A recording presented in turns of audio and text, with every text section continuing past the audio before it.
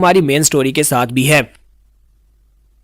तो गाइस कैसे हैं आप सब लोग। सीड्स ऑफ इमॉर्टैलिटी की एपिसोड 11 के साथ हाजिर हो। तो लास्ट एपिसोड के एंड पे हमने देखा था कि उस रूम के अंदर से एक पंजे के साथ कोई अटैक करता है और हथौड़े वाला लड़का जो होता है उसकी बॉडी वहीं पर कट के ग्राउंड के ऊपर गिर जाती है और बाकी के सभी लोग भी इस बात से काफी ज्यादा घबरा जाते हैं और कहते हैं कि अब अंदर क्या है, अंदर से क्या कोई मॉन्स्टर निकल आया है। तो वहां पर उन्हें सामने एक ऊंची सी और बड़ी बड़ी आंखें दिखाई देती है, तो वो लोग बहुत ज्यादा घबरा जाते हैं। तो उसी के साथ दिखाई देता है कि वहां पर सामने एक वेयरवुल्फ खड़ा होता है, एक वेयरवुल्फ जो कि अभी यहाँ पर हाफ कंप्लीट होता है, वहां पर से बाहर की तरफ निकलता है। सभी लोग बहुत घबरा जाते हैं और कहते हैं ये क्या चीज है, क्या ये वही बंदा है जो यहाँ पर अंदर गया था लेकिन ये बदल कैसे गया, क्या ये एक दानव है, क्या ये एक मॉन्स्टर बन गया है। तो वो उनके ऊपर अटैक करना स्टार्ट करता है और वहां पर वो बिल्डिंग टूट जाती है, जबकि बाकी के सभी लोगों को भी धमाके की आवाज आती है। वो सभी लोग कहते हैं कि वहां पर क्या हो रहा है, क्या वहां पर कोई पावरफुल मॉन्स्टर फाइट कर रहा है। तो बाकी के सभी लोग जो कि उनके घर को लूट रहे होते हैं, कुछ लोग वहां पर से लोगों को मार रहे होते हैं, कुछ लाशों को ठिकाने लगा रहे होते हैं और कुछ सामान लूट रहे होते हैं, जबकि उनका बॉस जो होता है वो रूम के अंदर से जैसे तैसे बचकर बाहर निकलता है और बड़ी तेजी से भागना स्टार्ट करता है, क्योंकि वेयरवुल्फ जो होता है वहां पर उस बिल्डिंग को तोड़कर वहां से बाहर निकल आता है और उसका टारगेट जो होता है वो बॉस होता है और उसने बाकी के सभी साथियों को तो मार ही डाला होता है। किसी की टांग और किसी का बाजू उसने वहां पर अपने मुंह में और अपने बाजू में पकड़ रखा होता है, यानी अपने पंजों में पकड़ रखा होता है। तो बॉस से देखकर बहुत ज्यादा घबरा जाता है और वो बड़ी तेजी के साथ भागना स्टार्ट करता है। तो गली में उसके साथी खड़े होते हैं, उनसे कहता है कि बॉस तुम्हें क्या हो गया, तुम यहाँ पर इस तरह से भाग क्यों रहे हो। जबकि बॉस उनसे कहता है कि बेवकूफों मेरे रास्ते से दूर हटो, क्योंकि इसी के साथ ही वहां पर पीछे की दीवार टूट जाती है। वेयरवुल्फ जो होता है वहां पर से निकल आता है। वो सभी लोग उसे देखकर और भी घबरा जाते हैं और कहते हैं कि ये हो क्या रहा है, ये कहां से आया, इतना बड़ा दानव कहां से आ गया है। तो अब सभी लोग यहाँ पर उस गली में भागना शुरू कर देते हैं, लेकिन वेयरवुल्फ जो होता है वो आगे की तरफ बढ़ता जाता है, सभी के ऊपर अटैक करके उन सभी को मारता जाता है। उस गली में जितने लोग होते हैं उन सभी को मार डालता है। तो बॉस जो होता है फिर से वहां पर बच जाता है, जब किसी के साथ उन्हीं की घर की एक छत के ऊपर दिखाता है कि हमारा शूरा खड़ा होता है। तो हमारा शूरा जो होता है वहां पर खड़े खड़े उसकी तरफ देखता है और अपने मास्टर से कहता है कि चीफ मैंने यहाँ पर उसको ढूंढ लिया, वो कॉलर, इसी कॉलर के पीछे तो हम लोग यहाँ पर आए हैं।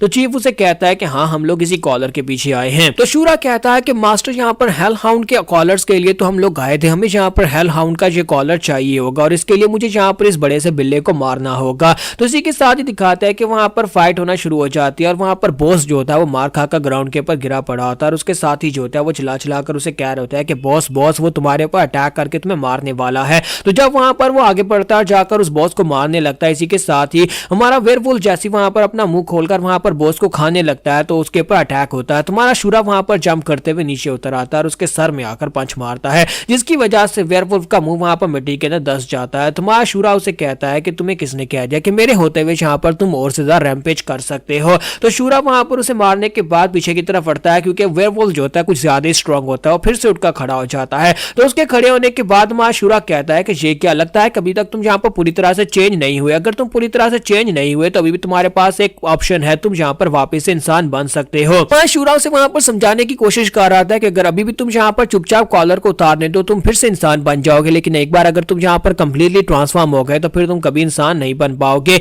लेकिन वेयरवुल्फ जो होता है उसका टारगेट शूरा नहीं होता, बल्कि वो उस बॉस को मारना चाहता है जिसने उसके साथ गलत किया है। तो वो ऊपर से जंप करते हुए सीधा उस बॉस की तरफ आगे बढ़ता है ताकि जाकर उसके ऊपर अटैक कर सके। लेकिन जैसे ही उसके करीब पहुंचता है, इसी के साथ ही हमारा शूरा जो होता है फिर से उसके सामने आकर खड़ा हो जाता है और उसे वहां पर से एक पंच मारता है, जिससे वेयरवुल्फ जो होता है उड़ता हुआ पीछे वाली बिल्डिंग्स को तोड़ता हुआ काफी दूर जाकर गिरता है। तो हमारा शूरा कहता है कि जबकि मैं यहाँ पर खड़ा हूं तो फिर यहाँ पर मुझे इग्नोर कैसे कर सकते हो। तो इसी के साथ ही बॉस भी काफी ज्यादा घबरा जाता है और साथ ही वो शूरा की तरफ देखता है कि ये मॉन्स्टर लड़का कहां से आया है। तो हमारा शूरा उसे कहता है कि मैं जहां पर तो चाहता हूं कि तुम लोग दफा हो जाओ, क्योंकि तुम लोग यहाँ पर मेरे रास्ते में आ रहे हो। ये तो नहीं पता कि तुम लोग कौन और यहाँ पर ये तुम्हें क्यों मारना चाहता है, लेकिन यहाँ से दफा हो जाओ, मेरे रास्ते में मत आना। तो वो सभी लोग बहुत ज्यादा घबरा जाते हैं और इसी के साथ ही वहां से भागना शुरू कर देते हैं। जब वो लोग पीछे की तरफ भाग रहे होते हैं, दूसरी तरफ वेयरवुल्फ जो होता है वो भी काफी बुरी तरह जख्मी होता है, क्योंकि वो बिल्डिंग के अंदर जाकर गिरा था और वहां पर से बाहर निकलता है। तो हमारा शूरा आगे बढ़ता है और उसे कहता है कि मुझे नहीं पता कि तुम ये सब कुछ कर क्यों रहे हो, लेकिन मैंने तुम्हें पहले बताया कि एक बार कॉलर पूरी तरह से एक्टिवेट हो गया तुम कभी भी यहाँ पर दोबारा इंसान नहीं बन पाओगे, इसलिए इस कॉलर को उतार दो और उसके बाद तुम यहाँ पर दोबारा से इंसान बन सकते हो। लेकिन जैसे हमारा शूरा जो होता है वहां पर गली के अंदर आता है, यानी दरवाजे से अंदर आता है, तो वहां पर उसके गांव के लोगों की लाशें पड़ी होती है, लाशों का ढेर पड़ा होता होता है तो माशूरा कहता है कमीने कहीं के, मुझे लगता है कि उस कमीने जिनको मैंने भी यहाँ पर बचाया उन लोगों ने यहाँ पर इन सभी की जान ली होगी और उसके बाद इसने आखिरी सोच के तौर पर यहाँ पर इस कॉलर को पहनकर अपने आप को मॉन्स्टर बना लिया ताकि वो अपने गांव के लोगों की मौत का बदला ले सके। तो शूरा अपने आसपास वहां पर ढेरों सारी लाशों को देख रहा होता है और दूसरी तरफ दिखाता है कि वो वेयरवुल्फ जो होता है उसका कॉलर पूरी तरह से एक्टिवेट हो जाता है और वो पूरी तरह से एक वेयरवुल्फ में चेंज हो जाता है। अब जबकि वो यहाँ पर पूरी तरह से चेंज हो चुका है तो अब यहाँ पर उसके वापस इंसान बनने के चांसेस खत्म हो चुके हैं, लेकिन जब वो पूरी तरह से वेयरवुल्फ बन जाता है तो उसकी पावर लेवल्स पहले से बहुत ज्यादा बढ़ जाती हैं और पूरी तरह से वुल्फ बनने के बाद अब वो यहाँ पर माशूरा को भी घूर कर देखता है, लेकिन साथ ही वो जंप करते हुए उन लोगों को मारने के लिए चला जाता है क्योंकि यहाँ पर पहले बताया था कि ये एक अच्छा इंसान है और ये शूरा को नहीं मारना चाहता। तो जैसे वो सभी लोग भागते हुए मेन गेट के पास पहुंचते उन्हें लगता है कि वो इस घर से बाहर निकल जाएंगे और सभी लोग भागते हुए जैसे वहां पर मेन गेट के करीब पहुंचते हैं इसी के साथ ही वुल्फ जो होता है जंप लगाता है और उनके सामने आ जाता है और उनका रास्ता ब्लॉक करता है और पीछे के गेट को भी तोड़ देता है और साथ ही वो सभी लोगों की तरफ घूर कर देखता है तो वो सभी लोग कहते हैं कि अब क्या होगा, ये तो हमारे सामने आ गया, ये तो हमें मार डालेगा। और इसी के साथ ही वो अपने पंजे के नीचे दबाकर कुछ लोगों को मार डालता है, फिर साथ ही अपना पंजा घुमाकर अपने नाखूनों के साथ कुछ लोगों की बॉडी को काट देता है। तो यहाँ पर आधे से ज्यादा लोग तो मर जाते हैं और यहाँ पर सिर्फ अब बॉस ही बचता है। तो बॉस बहुत ज्यादा घबराया हुआ उसके सामने खड़ा होता है। तो वुल्फ जो होता है अब यहाँ पर उसे घूर कर देखता है, उसके सामने खड़े होकर उसे घूर कर देख रहा होता है। तो इसी के साथ ही बॉस उसे कहता है कि मेरे दोस्त क्या ये वाकई में तुम हो? तुम ऐसे बिल्कुल भी नहीं थे, तुम तो एक अच्छे इंसान थे, इसलिए प्लीज अब यहाँ पर मुझे माफ कर दो। अगर तुम मुझे मारना चाहते हो तो मुझे मार सकते हो, लेकिन मुझे लगता है कि मैंने यहाँ पर तुम्हारे साथ गलत कर दिया। तो इसी के साथ ही वुल्फ जो होता है अपना मुंह खोलता है, अपना मुंह खोलकर वहां पर उस बंदे को खा जाता है, वो उस बॉस को खा जाता है और उससे अपना बदला ले लेता है। तो यहाँ पर इस तरह से वो अपना बदला लेने के बाद वहीं पर बैठकर एक जबरदस्त रोड लगाता है क्योंकि अब वो यहाँ पर पूरी तरह से वुल्फ बन चुका है, दोबारा इंसान नहीं बन सकता। तो हमारा शूरा उसके पास आता है और उसे कहता है कि तुमने यहाँ पर सभी बैंडिट्स को मार दिया और मैंने भी यहाँ पर तुम्हें नहीं रोका। मुझे पता था कि तुम बदला लेना चाहते हो, इसी वजह से तुम यहाँ पर सब कुछ कर रहे हो, लेकिन अब मुझे लगता है कि फाइनली ये कॉलर उतारने का वक्त आ चुका है। ये कॉलर तुम्हारा नहीं है, ये कॉलर हमें चाहिए, हम इसे वापस लेकर जाएंगे। लेकिन अब यहाँ पर वुल्फ बनने के बाद वो अपने इंस्टिंक्ट्स की वजह से उसके सामने यहाँ पर झुक तो नहीं सकता। तो उसी के साथ वो हमारे शूरा की तरफ घूर कर देखता है, जबकि हमारा शूरा जो होता है अपना डंडा निकालता है और उसे कहता है कि मुझे लगता है कि तुमने यहाँ पर जो कुछ भी किया अपनी फैमिली का बदला लेकर तुमने अपना सैक्रिफाइस दे दिया। चलो ये बात अच्छी है कि तुम यहाँ पर अपना बदला ले पाए हो। और इसी के साथ वुल्फ जब वहां पर उसके ऊपर अटैक करने लगता है तो हमारा शूरा उसे कहता है कि मुझे लगता है कि अब यहाँ पर तुम्हारे एंड होने का वक्त आ चुका है, हमें ये कॉलर चाहिए। और साथ ही हमारा शूरा जो होता है उसके ऊपर अटैक करना स्टार्ट करता है। तो हमारा शूरा जब वहां पर उसके ऊपर अटैक करता है तो ऊपर की तरफ जंप करके उसके अटैक को अवॉइड कर लेता है, लेकिन साथ ही हमारा शूरा जो होता है वहीं पर से नीचे से उसके मुंह पर अपने डंडे से अटैक करता है, जिसकी वजह से उसे एक जबरदस्त हिट लगती है, उस बेचारे के दांत टूट जाते हैं। फिर साथ ही हमारा शूरा जो होता है उसके सामने वाली दोनों टांगों के ऊपर अटैक करता है, जिसकी वजह से उसकी टांगें टूट जाती हैं। और इसी के साथ ही वो वुल्फ जो होता है वहीं पर ग्राउंड के ऊपर उसके सामने गिर जाता है। तो वुल्फ जब वहां पर मुंह के बल नीचे गिर जाता है तो इसी के साथ ही हमारा शूरा अपने डंडे को उठाता है और अपने डंडे के साथ एक पावरफुल स्ट्राइक लगाता है उसके सर में, और स्ट्राइक जैसे उसके सर में लगती है इसी के साथ ही वहां पर एक जबरदस्त धमाका होता है। जैसा कि धमाका हम लोग पहले भी देख चुके हैं, वहां पर पहले एक धमाका होता है, फिर साथ ही आसपास का एरिया टूटना शुरू हो जाता है, फिर वहां पर एक बहुत ही गहरा गड्ढा बन जाता है। तो चीफ जो कि बिल्डिंग के ऊपर बैठे होते हैं, बिल्डिंग भी टूट जाती है और बेचारा वहीं पर से नीचे गिर जाता है और कहता है कि शूरा किसी दिन तुम मुझसे बहुत ही बुरी तरह से मार खाओगे,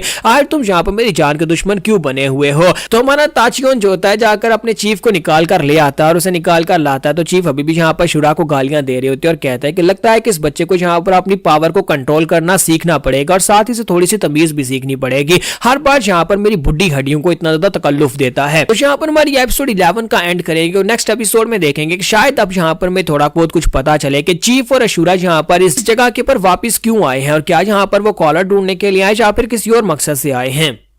तो गाइस कैसे हैं आप सब लोग? सीड्स ऑफ इमॉर्टैलिटी के एपिसोड 12 के साथ हाजिर हो। तो लास्ट एपिसोड के एंड पे हमने देखा था कि हमारा शूरा जो होता है वहां पर उस हेल हाउंड को मार डालता है और उसके मरने के बाद अब यहाँ पर उसी गड्ढे के अंदर खड़ा होता है जहां पर कॉलर तो उसने उतार लिया, लेकिन अब वहां पर वो वुल्फ जो होता है वो मर चुका होता है, लेकिन वहां पर उसका रियल मास्टर जो होता है वो अपीयर होता है और उसके सामने उसकी साइज यही समझ लो कि उसकी आत्मा खड़ी होती है, वो उसे थैंक यू बोलता है और साथ उसकी बॉडी वहां पर से गायब हो जाती है। तो उसके गायब हो जाने के बाद हमारा शूरा आगे बढ़ता है, जाकर उस कॉलर को उठा लेता है और उस कॉलर को उठाने के बाद उस गड्ढे के अंदर से निकलकर बाहर आता है। तो मास्टर से कहते हैं क्या तुम ठीक हो? तो वो कहता है हाँ मैं ठीक हूँ। तो मास्टर से पूछते हैं कि बताओ कॉलर ले आए हो? तो वो कहता है हाँ चीफ मैं कॉलर ले आया हूँ। और इसी के साथ ही उससे पूछते हैं कि उस जो जिसने कॉलर पहना था उसका क्या हुआ? तो माशूरा उसे कहता है कि वो जा चुका है, पहले वो वुल्फ की शेप में था तब मैंने उसके ऊपर अटैक किया, फिर वो इंसान की शेप में आया और उसने आकर मुझसे थैंक यू भी बोला और ये बड़ी हैरान करने वाली बात है। तो इसी के साथ ही मास्टर जो होते हैं अपने पास एक तलिस्मन निकालते हैं और उस कॉलर को वहां पर उस तलिस्मन के अंदर रख लेते हैं, क्योंकि वो कॉलर मास्टर अपने आप उस तलिस्मन के अंदर गायब हो जाता है और तलिस्मन जो होता है मास्टर अपने पास रख लेते हैं और कहते हैं कि अब यहाँ पर सिर्फ एक कॉलर और बचा है।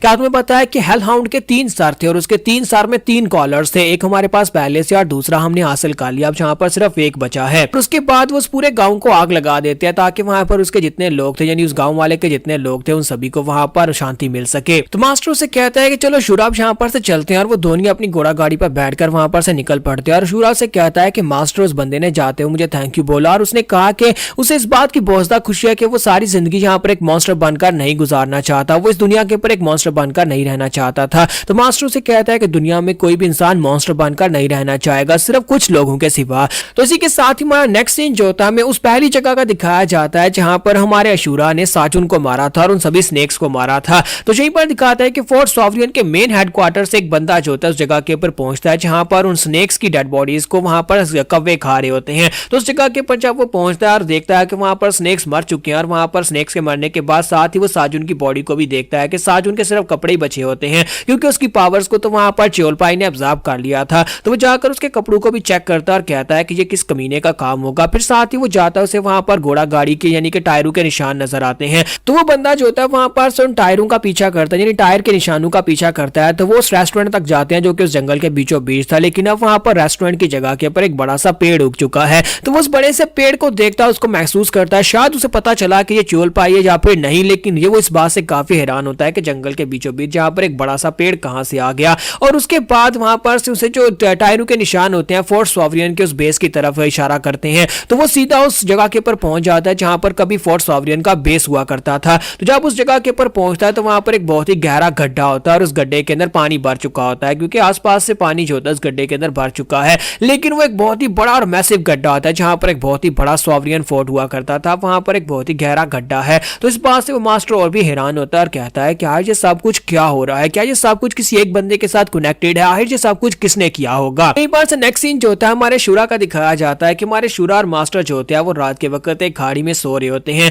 जब वो लोग वहां पर सो रहे होते हैं इसी के साथ ही हमारे ताचियोन को कोई आवाज आती है। तो चाचियोन जो होता है सामने आग की तरफ देखता है तो वहां पर आग की लपटू के अंदर उसे कुछ दिखाई देता है। उन्हीं आग की लपटू के अंदर दिखाता है कि सैली द सैलीमेंडर जो होती है वो आग की लपटू के अंदर से बाहर निकलती है और बाहर निकलने के बाद सीधी हमारे शूरा की तरफ आ जाती है और आकर शूरा के चेहरे के साथ लिपट जाती है और उसे वहां पर प्यार करना शुरू कर देती है। जबकि हमारा शूरा चिल्लाकर कहता है कि ये अचानक से मुझे गर्मी क्यों लग रही है। तो हमारी सैली सैलीमेंडर वहां पर हंस रही होती है जब जाने कि अब सैली द सैलीमेंडर भी वापस आ चुकी है। तो अब यहाँ पर आगे बढ़ते हैं अगले चैप्टर में जहां पर बर्फ पड़ रही होती है और बर्फ पड़ रही होती है और वहीं पर दिखाते हैं खून ही खून, बर्फ के ऊपर बहुत सारा खून होता है। जहां पर एक लड़के को दिखाते हैं जिसके हाथ में एक टूटी हुई लकड़ी होती है और उसी लकड़ी के साथ उसने वहां पर बहुत सारे लोगों को मार दिया होता है। बहुत सारे लोग जो होते हैं वहां पर उनकी डेड बॉडीज पड़ी होती है और उन सभी को उसने मारा होता है और उसकी पीठ के ऊपर एक बड़ी सी मकड़ी का टैटू होता है। तो वो लड़का जो होता है उस लड़के ने उन सभी को मारकर वहां पर पीछे की तरफ घूर कर देखता है तो रेड आंखों के साथ उसकी आंखों के नीचे एक तिल होता है। जहां पर ये सब कुछ मैं आपको डिटेल इसलिए बता रहा हूं क्योंकि आपको आगे जाकर इस लड़के को पहचानना पड़ेगा। ये एक बैक फ्लैश मेमोरी होती है जो कि एक कैप्टन होता है वहां पर बैठे बैठे देख रहा होता है। ये कैप्टन उसी बेस यानी उसी फोर्ट सॉवरियन का ही हिस्सा है, लेकिन ये खास मिशन के ऊपर आया था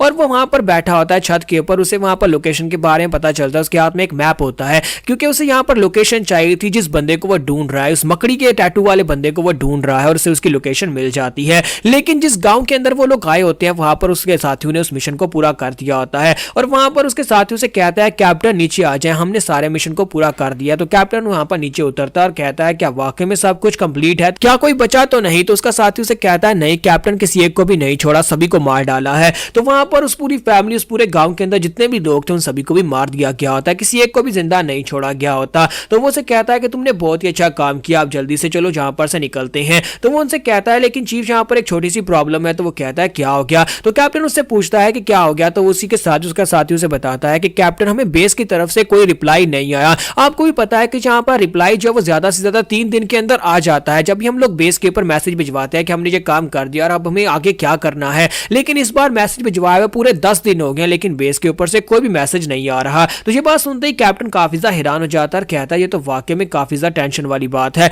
लगता है कि मैं खुद वापस जाकर देखना पड़ेगा कि हमारे बेस के ऊपर क्या हुआ है। वैसे वहां पर मुझे ज्यादा चिंता करने की जरूरत तो नहीं है क्योंकि ब्लू मून कैप्टन और रेड मून कैप्टन दोनों वहां पर, उनकी पूरी की पूरी स्क्वाड्रंस वहां पर, और साथ उसके बाद हमारे बॉस जो कि खुद एक काफी ज्यादा पावरफुल इंसान है वो खुद वहां पर मौजूद है। क्या तुम्हें लगता है कितने सारे लोगों के वहां पर होते हुए हमारे बेस के ऊपर कुछ हो सकता है। फिर साथ ही वो कहता है चलो फिर ठीक है, हम लोग अगला मिशन पूरा करने के बाद जल्दी से वापस जाएंगे और जाकर देखेंगे कि वहां पर क्या हुआ है। लेकिन उससे पहले मुझे यहाँ पर एक डिटूर करना है, मुझे एक पुराने दोस्त को जाकर मिलना है, उस कमीने इंसान को मिलना है जिससे मैं पिछले कई सालों से ढूंढ रहा हूँ। तो वो सभी लोग काफी हैरान होते हैं कि ये किसकी बात कर रहा है। तो उसी के साथ ही कैप्टन जो होता है वहां पर उसकी बात कर रहा होता है, उस मकड़ी के टैटू वाले लड़के की बात कर रहा होता है। यहाँ पर नेक्स्ट सीन में फिर से एक स्टोरी सुनाई जाती है, लेकिन ये सारी की सारी चीजें जो होती है करंट स्टोरी के साथ ही कनेक्टेड होती हैं। तो यहाँ पर एक मेडन के बारे में बताया जा रहा था, एक लड़की के बारे में जो अपने आप को डिवाइन फिजिशियन कहती है, बल्कि लोगों ने उसे डिवाइन फिजिशियन कहना शुरू कर दिया क्योंकि एक गांव था जहां के सभी लोग मर रहे थे, उनको एक बहुत ही बुरी बीमारी लग गई थी, उनकी बॉडी के अंदर कीड़े पड़ गए थे, सभी लोग वहां पर भूखमरी से मर रहे थे और उस बीमारी की वजह से सभी लोगों ने उन्हें छोड़ दिया था, कोई उनके करीब नहीं जाता था। तो वो डिवाइन डॉक्टर जो थी वो यहाँ पर उस अछूत की बीमारी को इग्नोर करते हुए उनके पास आती है, उनकी मदद करती है, उनको खाने पीने को देती है, उनका इलाज करती है। तो यहाँ पर लोग ठीक होना शुरू हो जाते हैं और जब लोग ठीक होना शुरू हो जाते हैं तो उसे एक डिवाइन फिजिशियन यानी कि एक डिवाइन डॉक्टर या फिर होली मेडन के नाम से कहना शुरू कर देते हैं और उसके लिए वहां पर एक श्राइन यानी कि टेंपल बना दिया जाता है जहां पर होली मेडन के रहने के लिए बंदोबस्त किया जाता है और वहां पर जितने भी लोग थे वो आसपास आकर रहना शुरू कर देते हैं। जैसे जैसे आसपास के इलाकों में पता चलता है कि जहां पर एक डिवाइन डॉक्टर रहती है जो कि गरीबों का मुफ्त में इलाज करती है, सभी गरीब लोग अपना घर बार बेचकर वहां पर जाकर एक फैमिली स्टार्ट कर देते हैं। उस डिवाइन टेंपल के इर्द गिर्द बहुत सारे लोग अपने छोटे मोटे घर बना लेते हैं और पूरी एक बस्ती बन जाती है। अब ये कैप्टन जो होता है उस टेंपल के बाहर पहुंच चुका होता है, पेड़ के ऊपर बैठा होता है, सामने उस टेंपल की तरफ और उस गांव की तरफ देख रहा होता है। तो इसी के साथ ही हमारा जो कैप्टन होता है वो हंसते हुए कहता है तो आप फाइनली यहाँ पर हम लोग मून मेडन उस डिवाइन मेडन की मिस्ट्री को सॉल्व करने वाले हैं। तो यहीं पर नेक्स्ट सीन जो होता है नीचे टेंपल का दिखाया जाता है जहां पर टेंपल के अंदर सिर्फ लड़कियां काम करती है क्योंकि यहाँ पर लड़का कोई भी नहीं है। तो वहीं पर दरवाजे के ऊपर कैप्टन आता है और आकर उनसे बात करता है। तो गार्ड्स लड़कियां जो होती हैं उसे कहते हैं कि आप ऐसे अंदर नहीं जा सकते, आपको अपॉइंटमेंट लेनी पड़ेगी, लेकिन साथ उन्हें किक पड़ती है जिसकी वजह से दरवाजा भी टूट जाता है और वो लड़कियां भी वहां पर गिर जाती हैं। तो कैप्टन अंदर आने के बाद उनसे कहता है कि लड़कियों जल्दी से अपने डिवाइन मेडन को बाहर बुलाओ, उसे कहो कि डैडी इज बैक। हाँ, तो मैंने रॉकी का डायलॉग यहाँ पर चिपका दिया है, लेकिन वाकई में यहाँ पर डैडी इज बैक आ गए हैं। तो यहाँ पर अब आगे क्या होगा, उस डिवाइन डॉक्टर की मिस्ट्री क्या है और यहाँ पर कैप्टन क्या वाकई में जिस बंदे को ढूंढ रहा था वो जो स्पाइडर वाले टैटू वाला बंदा जो था, क्या होली मेडन वही इंसान है। तो यहाँ पर हमारी एपिसोड 12 का एंड होगा। नेक्स्ट एपिसोड में देखेंगे कि होली मेडन यानी स्पाइडर टैटू वाले बंदे का हमारे शुरा के साथ क्या लेना देना है, क्योंकि अब उसके साथ भी तो इसका कोई ना कोई लेना देना होना चाहिए। तो गाइस कैसे हैं आप सब लोग, सीड्स ऑफ इमॉर्टैलिटी के एपिसोड 13 के साथ हाजिर। तो लास्ट एपिसोड के एंड पे हमने देखा था कि कैप्टन जो था अपने साथियों के साथ वहां पर नीचे उतर कर आता है और वहां पर उस टेंपल के दरवाजे को तोड़कर उन लड़कियों से कहता है कि जल्दी से अपनी होली मेडन को बाहर बुलाओ, अगर वो बाहर नहीं आई तो फिर हम लोग यहाँ पर तबाही मचा देंगे। जबकि लड़कियां उसे कहते हैं कि बिना अपॉइंटमेंट के आप अंदर नहीं आ सकते। और साथ ही वहां पर से एक और मेडन निकल कर आती है, एक बुढ़िया वहां से निकल कर आती है और उन लोगों से कहते हैं कि तुम सभी लोग यहाँ पर देख के दिखाई नहीं देते, ऐसा लगता है कि तुम लोग किसी दूसरे एरिया से यहाँ पर आए हो, अगर तुम लोग यहाँ पर हमारी डिवाइन लेडी से मिलना चाहते हो तो उसके लिए तुम्हें पहले यहाँ पर इजाजत लेनी पड़ेगी। इस तरह से तुम लोग आकर हमारे दरवाजे को तोड़कर अपनी हमारी डिवाइन लेडी से बिल्कुल भी नहीं मिल सकते, पहले अपॉइंटमेंट लो उसके बाद ही तुम मिल सकते हो। तो कैप्टन आगे ससना शुरू कर देता है। तो वो बुढ़ी लेडी जो होती है उसकी बात सुनने के बाद काफी हैरान होती है, यानी उसकी जो चेहरे की मुस्कुराहट होती है उसको देखकर काफी हैरान होती है। और इसी के साथ ही कैप्टन जो होता है उसे भी जाकर किक मारता है और वो बेचारी बुढ़िया भी दरवाजे के साथ लगती है, दरवाजा टूट जाता है और वो सभी लोग अंदर गिर जाते हैं। तो कैप्टन जो होता है अब यहाँ पर अपने साथियों के साथ उस मेन टेंपल के मेन हॉल के अंदर आ जाता है जहां पर होली मेडन सामने होती है। अंदर भी बहुत सारी लड़कियां होती हैं, वो सभी लड़कियां कहती है कि ये बदमाश लोग कौन है जो कि अंदर घुस आए हैं, ये हमारी होली मेडन को डिफाइल करना चाहते हैं। तो इसी के साथ ही कैप्टन कहता है तो फाइनली यहाँ पर मैंने तुम्हें ढूंढ लिया कमीने कहीं के, तो तुम यहाँ पर छुपे हुए हो, तुम्हें मैं यहाँ पर क्या कहूँ, क्या मैं तुम्हें होली मेडन कहूँ या फिर तुम्हें एक राक्षस कहूँ। और इसी के साथ ही वो आगे बढ़ता है तो वो सभी लड़कियां कहते हैं कि इस बात का क्या मतलब है, तुम यहाँ पर क्या बकवास किए जा रहे हो और हमारी होली मेडन के करीब मत आना, तुम हमारी होली मेडन के साथ क्या करना चाहते हो। जब किसी के साथ उनकी होली मेडन उनसे कहते हैं कि लड़कियों सभी लोग साइड के ऊपर हो जाओ, क्योंकि उसने यहाँ पर अपना फैसला कर लिया को मेरे तक पहुंच कर रहेगा, तो फिर चाहे उसके रास्ते में कोई भी क्यों ना आए वो उसे मार डालेगा। तो सभी लड़कियां जो होती हैं मेडन की बात सुनने के बाद साइड के ऊपर हट जाती हैं। तो होली मेडन जो होती है उसे कहती है कि क्या हम लोग एक दूसरे को जानते हैं, तुम यहाँ पर मेरे बारे में क्या बातें कर रहे हो। तो इसी के साथ ही कैप्टन जो होता है वो उसे घूर कर देखता है और उसकी आंखों की तरफ देखता है, वही सुर्ख आंखें और आंखों के नीचे वही काला दाग, यानी कि वो तिल, काला तिल जो होता है। तो साथ ही कैप्टन उसके मुंह पर पर थप्पड़ दे मारता है। तो जब कैप्टन उसके मुंह पर थप्पड़ मारता है तो होली मेडन जो होती है वो बेचारी वहीं पर दीवार के साथ जाकर टकराती है और सभी लड़कियां जो होती है भागती हुई उसके पास जाती हैं, जाकर उसे उठाती हैं और कहती हैं होली मेडन क्या आप ठीक हैं, माय लेडी क्या आप ठीक हैं। तो हमारा कैप्टन जो होता है वो कहता है कि सभी लोग साइड के ऊपर हट जाओ, क्या तुम्हें लगता है कि मैं यहाँ पर एक मॉन्स्टर हूँ, क्या मैं तुम्हें एक राक्षस दिखाई देता हूँ जो तुम्हारी होली मेडन के साथ ये सब कुछ कर रहा हूँ, और अगर मैं यहाँ पर इसके साथ ये सब कुछ कर रहा हूँ और तुम्हें एक राक्षस दिखाई दे रहा है तो जरा तुम लोग जब सुनोगे कि इसने क्या कुछ किया है तो उसके बाद तुम लोग यहाँ पर इसे एक राक्षस कहना शुरू कर दोगे। तुम्हें अभी तक यहाँ पर इस बात का आइडिया ही नहीं है कि ये कमीना क्या कर सकता है। तो सभी लड़कियां जो होती हैं बहुत ज्यादा हैरान हो जाती है कि यहाँ पर क्या बकवास किए जा रहा है। तो होली मेडन उन सभी लड़कियों से कहते हैं कि ठीक है तुम सभी लोग यहाँ पर इस रूम से बाहर चली जाओ, उसका मकसद मेरे साथ है, वो मुझसे कुछ चाहता है, यानी कि वो मेरे साथ जो कुछ भी करना चाहता है वो करे, लेकिन मैं तुम्हारे साथ कुछ भी नहीं होने दूंगी। तो इसी के साथ ही वो सभी लड़कियां जो होती हैं उनको साइड पर हटा दिया जाता है। कैप्टन के सोल्जर्स जो होते हैं वहां पर सभी लड़कियों को साइड के ऊपर कर देते हैं और इस बार अब यहाँ पर कैप्टन और वो लड़की अकेले होते हैं। तो कैप्टन उसके कपड़ों को पकड़ता है और उसे कहता है कि अब तुम्हें याद आ रहा है कि मैं कौन हूँ, क्योंकि तुम्हें अच्छी तरह से याद होना चाहिए कि मैं कौन हूँ, ये तुम्ही ने तो किया था। और साथ ही वहां पर उसके कपड़े फाड़ देता है और जैसे ही वहां पर हमारा कैप्टन जो होता है होली मेडन के कपड़े फाड़ता है तो ये देखने के बाद वो सभी लोग बहुत ज्यादा हैरान हो जाते हैं। वो लड़कियां भी बहुत ज्यादा हैरान हो जाती है कि जिसको यहाँ पर वो एक लड़की समझ रही थी असल में वो एक लड़का होता है, उसकी बॉडी के नीचे तो कुछ होता ही नहीं है। तो वो उनसे कहता है कि आप तुम्हें समझ आई कि मैं यहाँ पर क्या बात कर रहा था, जिसे तुम यहाँ पर एक औरत समझ रहे थे, एक लड़की समझ रहे थे, वो एक लड़की नहीं है बल्कि वो एक कमीना है जो कि यहाँ पर तुम सभी के बीच में अपना बेस बदलकर छुपा हुआ है। तो कैप्टन का असली मकसद उसके कपड़े फाड़कर ये देखना था कि क्या उसकी पीठ के ऊपर वो मकड़ी का टैटू है या नहीं। तो जब वहां पर उसकी बैक के ऊपर देखता है तो वहां पर मकड़ी का टैटू होता है, लेकिन मकड़ी का टैटू वैसा बिल्कुल भी नहीं होता। ये मकड़ी जो होती है उसने अपनी टांगे सुकेड़ रखी होती हैं और वो एक छोटी सी मकड़ी टाइप का होता है। तो इसी के साथ ही जब वो ये देखता है तो वो इस बात से बहुत ज्यादा हैरान हो जाता है और कहता है ऐसा कैसे हो सकता है, इस दुनिया में एक जैसे दो लोग कैसे हो सकते हैं। जिस बंदे ने यहाँ पर हमारे साथ ये सब कुछ किया था उसकी पीठ के ऊपर तो पूरी मकड़ी का टैटू था, यानी कि उसकी टांगे पूरी तरह से खुली हुई थी और मुझे आज भी अच्छी तरह से याद है। और वो उसके बालू से पकड़ता है, उसे ऊपर की तरफ उठाता है और उसे कहता है कि मुझे लगता है कि तुमने यहाँ पर इस रास्ते को चूज किया है, लेकिन मैं इस बात को बिल्कुल भी नहीं मानूंगा कि तुम वो नहीं हो सकते, क्योंकि मैं यहाँ पर तुम्हारी आंखों के इस गेज को नहीं भूल सकता। चाहे तुम यहाँ पर मेरे सामने कितनी ही नौटंकी क्यों ना कर लो कि तुम मुझे नहीं जानते या तुम मुझे पहचान नहीं रहे, मैं इस बात को कैसे मान लूं, क्योंकि मैं इस बारे में अच्छी तरह से जानता हूं कि तुम कितने बड़े एक्टर हो।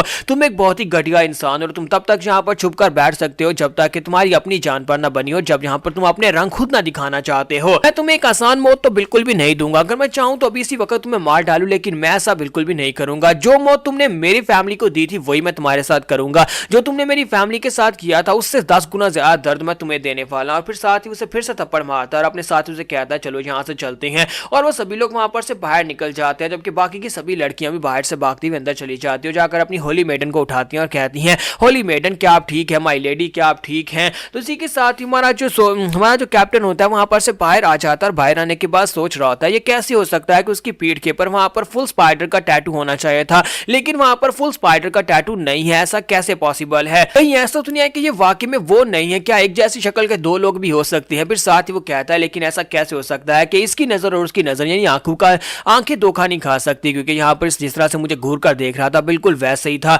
मुझे लगता है कि ये वही और एक ना एक दिन यहाँ पर अपना ट्रू कलर दिखाएगा जब मैं इसके ऊपर दबाव डालूंगा। तो कैप्टन जो होता है वहां पर उसके ऊपर दबाव डालने के लिए वहां पर से बाहर निकल जाता है, जबकि दूसरी तरफ वो सभी लड़कियां भागती हुई जाती हैं, जाकर होली मेडन से कह रही होती है क्या तुम ठीक हो। और साथ ही वहां पर होली मेडन के मुंह से ब्लीडिंग हो रही होती है, वो उसका मुंह साफ कर रही होती है। और साथ ही वहां पर दिखाते हैं कि उसकी पीठ के ऊपर जो मकड़ी का टैटू होता है वो मकड़ी का टैटू अपनी टांगे खोलना शुरू कर देता है और आहिस्ता आहिस्ता अपनी टांगे खोलता है, साथ ही उसकी आंखें भी वहां पर चमकना शुरू हो जाती हैं, यानी कि वो एक्टिवेट हो जाता है। और उसके बाद यहाँ पर कुछ भी नहीं दिखाते। तो यहाँ पर से नेक्स्ट सीन जो होता है हमें जंगल का दिखाया जाता है, जहाँ पर 3 बच्चों को दिखाता है कि 3 बच्चे वहां पर शिकार करने के लिए आए होते हैं। वो एक हिरनी पकड़ने के लिए आए होते हैं ताकि यहाँ पर जाकर उसे काट कर उसका मीट बनाकर खा सकें। तो उसके 2 दोस्त जो पीछे डर रहे होते हैं वो उसे कहते हैं कि हमें तुम्हें नहीं लगता कि हमें यहाँ से वापस चले जाना चाहिए। डिवाइन लेडी ने कहा था कि इस जंगल में ज्यादा गहराई में नहीं जाना, यहाँ पर खतरनाक जानवर हो सकते हैं। तो वो उनसे कहता है कि तुम बेवकूफों को मेरे साथ आने की जरूरत ही क्या थी, मैंने तुमसे कहा भी था कि अगर तुम्हें डर लगता है तो फिर मेरे साथ मत आना। आज हम लोग यहाँ पर से एक हरनी का शिकार करके जाएंगे, एक डियर का शिकार करके जाएंगे, खाली हाथ वापस नहीं जाएंगे। तो उसके साथ उसे कहते हैं लेकिन तुम्हें पता है ना कि यहाँ पर हिरनी नहीं मिलने वाली, यहाँ पर इस जंगल के अंदर हिरनी तो कहां से मिलेगी, यहाँ पर कुछ छोटा मोटा बीस्ट भी नहीं मिलेगा, जितना ज्यादा गहराई में जाएंगे उतने ज्यादा बीस्ट होंगे। तो उसका साथी जो होता है वो गुस्से के साथ उनसे कहता है बस अपनी बकवास बंद करो, चुपचाप यहाँ पर से आगे बढ़ते रहो। जबकि उनमें से कहता है कि वहां पर सामने देखो वहां पर एक छोटा रैबिट है। तो ये देखने के बाद उसका साथी कहता है कहां पर है, मुझे बताओ, मैं अभी यहाँ पर उसके ऊपर निशाना लगाता हूं। और वो जल्दी जल्दी से अपने अपने बो एरो को रेडी करता है और कहता है कि आज हम लोग यहाँ पर बारबेक्यू रैबिट खाएंगे, आज इस रैबिट को बनाकर खाने वाले हैं। तो जैसे ही वहां पर वो रेडी होता है, वहां पर अपने तीर को लोड करता है, तो उसके साथी उसे कह रहे होते हैं कि तुम लोग यहाँ पर क्यों शोर मचा रहे हो। तो वो दोनों यहाँ पर बाकी के दोनों शोर मचा रहे होते हैं कि सही से निशाना लगाना, तुम्हें एक ही बार यहाँ पर उस रैबिट को निशाना लगाना पड़ेगा वरना वो भाग जाएगा। जबकि उनका साथी जो निशाना लगा रहा था वो उनसे कहता है कि बकवास बंद करो, तुम लोग शोर मचा रहे हो, देखो रैबिट वहां से भाग रहा है। और जब रैबिट वहां पर से भागता है तो उसी के साथ वो लड़का अपने तीर को लोड करके शूट कर देता है और वो तीर जो होता है उड़ता हुआ सीधा जाकर झाड़ियों में लगता है, क्योंकि रैबिट तो वहां से निकल जाता है। तो रैबिट के भाग जाने के बाद तीर झाड़ियों में जाकर किसी ना किसी को लगता है, क्योंकि वहां पर से एक आवाज आती है, लेकिन वो तीनों लड़के जो होते हैं वहां से काफी दूर होते हैं और वो लोग यहाँ पर सुन नहीं पाते। तो इसी के साथ ही वो आपस में लड़ना शुरू कर देते हैं। एक कहता है कि तुम दोनों की वजह से हुआ है, कि तुम दोनों यहाँ पर शोर कर रहे थे और मैं फोकस नहीं कर पाया, तुम्हारी वजह से आज यहाँ पर बारबेक्यू रैबिट निकल गया। अगर हम लोग रैबिट को पकड़ लेते तो आज मैं यहाँ पर बारबेक्यू रैबिट खाने वाला था। तो उनसे कहता है कि मैंने तुम लोगों से कितनी बार कहा है कि जब मैं यहाँ पर शिकार के ऊपर फोकस कर रहा हूँ निशाना लगाने के लिए, उस वक्त तुम्हें अपनी सांस भी बंद करनी होगी ताकि तुम लोग मुझे डिस्टर्ब ना करो। तो जब वो लोग वहां पर खड़े आपस में बहस कर रहे होते हैं, इसी के साथ ही पीछे से एक बड़ा सा रीछ निकल कर आ जाता है और उसने जो तीर चलाया था वो जाकर उस रीछ के कान में लगा था और वो रीछ गुस्से के साथ उन तीनों की तरफ देख रहा होता है। साथ ही वहां पर एक जोरदार धाड़ लगाता है, तो वो तीनों बेचारे बहुत ज्यादा घबरा जाते हैं और कहते हैं दत्त तेरे की, हमारी तो वाट लग गई। तो यहाँ पर हमारी एपिसोड 13 का एंड करेंगे और नेक्स्ट एपिसोड में देखेंगे क्या हमारा शूरा इन तीनों को यहाँ पर आकर बचाएगा। तो गाइस कैसे हैं आप सब लोग। सीड्स ऑफ इमोर्टैलिटी की एपिसोड 14 के साथ हाजिर हूं। तो लास्ट एपिसोड के एंड पे हमने देखा था कि वो बच्चे बहुत ज्यादा घबरा जाते हैं क्योंकि वहां पर से एक बड़ा सा रीछ निकल कर आता है, उसके कान में उनका तीर लगा होता है, जिसकी वजह से वो गुस्से के साथ उनके ऊपर आकर एक धाड़ लगाता है। तो बच्चे घबरा कर वहां पर से भागने के बारे में सोचते हैं, लेकिन इतने बड़े रीछ के सामने वो कहां भाग कर जा पाएंगे। लेकिन साथ ही देखते हैं कि वो रीछ उनके सामने धड़म करके गिर जाता है। तो जब रीछ वहां पर गिर जाता है, वहीं पर मर जाता है, तो वो लोग कहते हैं कि ये क्या हो गया, इसको क्या हो गया, ये मर कैसे गया। तो तीनों वहां पर सोच रहे होते हैं कि इस रीछ के साथ हुआ क्या है, ये मरा कैसे है। तो उसी के साथ ही वहां पर पीछे से शूरा निकल कर आता है और उस बालू के ऊपर चढ़कर बैठ जाता है और साथ ही वहां पर उसके कान के अंदर से उस तीर को निकालता और कहता है कि मुझे तो लगा था कि आज मैं यहाँ पर इस बालू को खाऊंगा, लेकिन तुम लोगों ने मुझसे पहले इस बालू को मार दिया। अच्छा ठीक है, क्या तुम लोग यहाँ पर इस बालू का मीट हमारे साथ शेयर करोगे। तो वो उन तीनों से कहता है अगर तुम लोग चाहो तो मैं तुम्हारे लिए इस बालू को उठाकर तुम्हारे घर तक छोड़ सकता हूँ और हमारे पास गैरेज भी है, हम तुम्हें लिफ्ट भी दे सकते हैं, बस तुम्हें बदले में यहाँ पर थोड़ा सा इसका मीट हमारे साथ शेयर करना होगा। तो क्या हमारी डील पक्की हुई। तो वो तीनों लड़के जो होते हैं वो मान जाते हैं और उसके बाद ये लोग अपनी गाड़ी को लेकर उनके साथ उनके घर चल पड़ते हैं।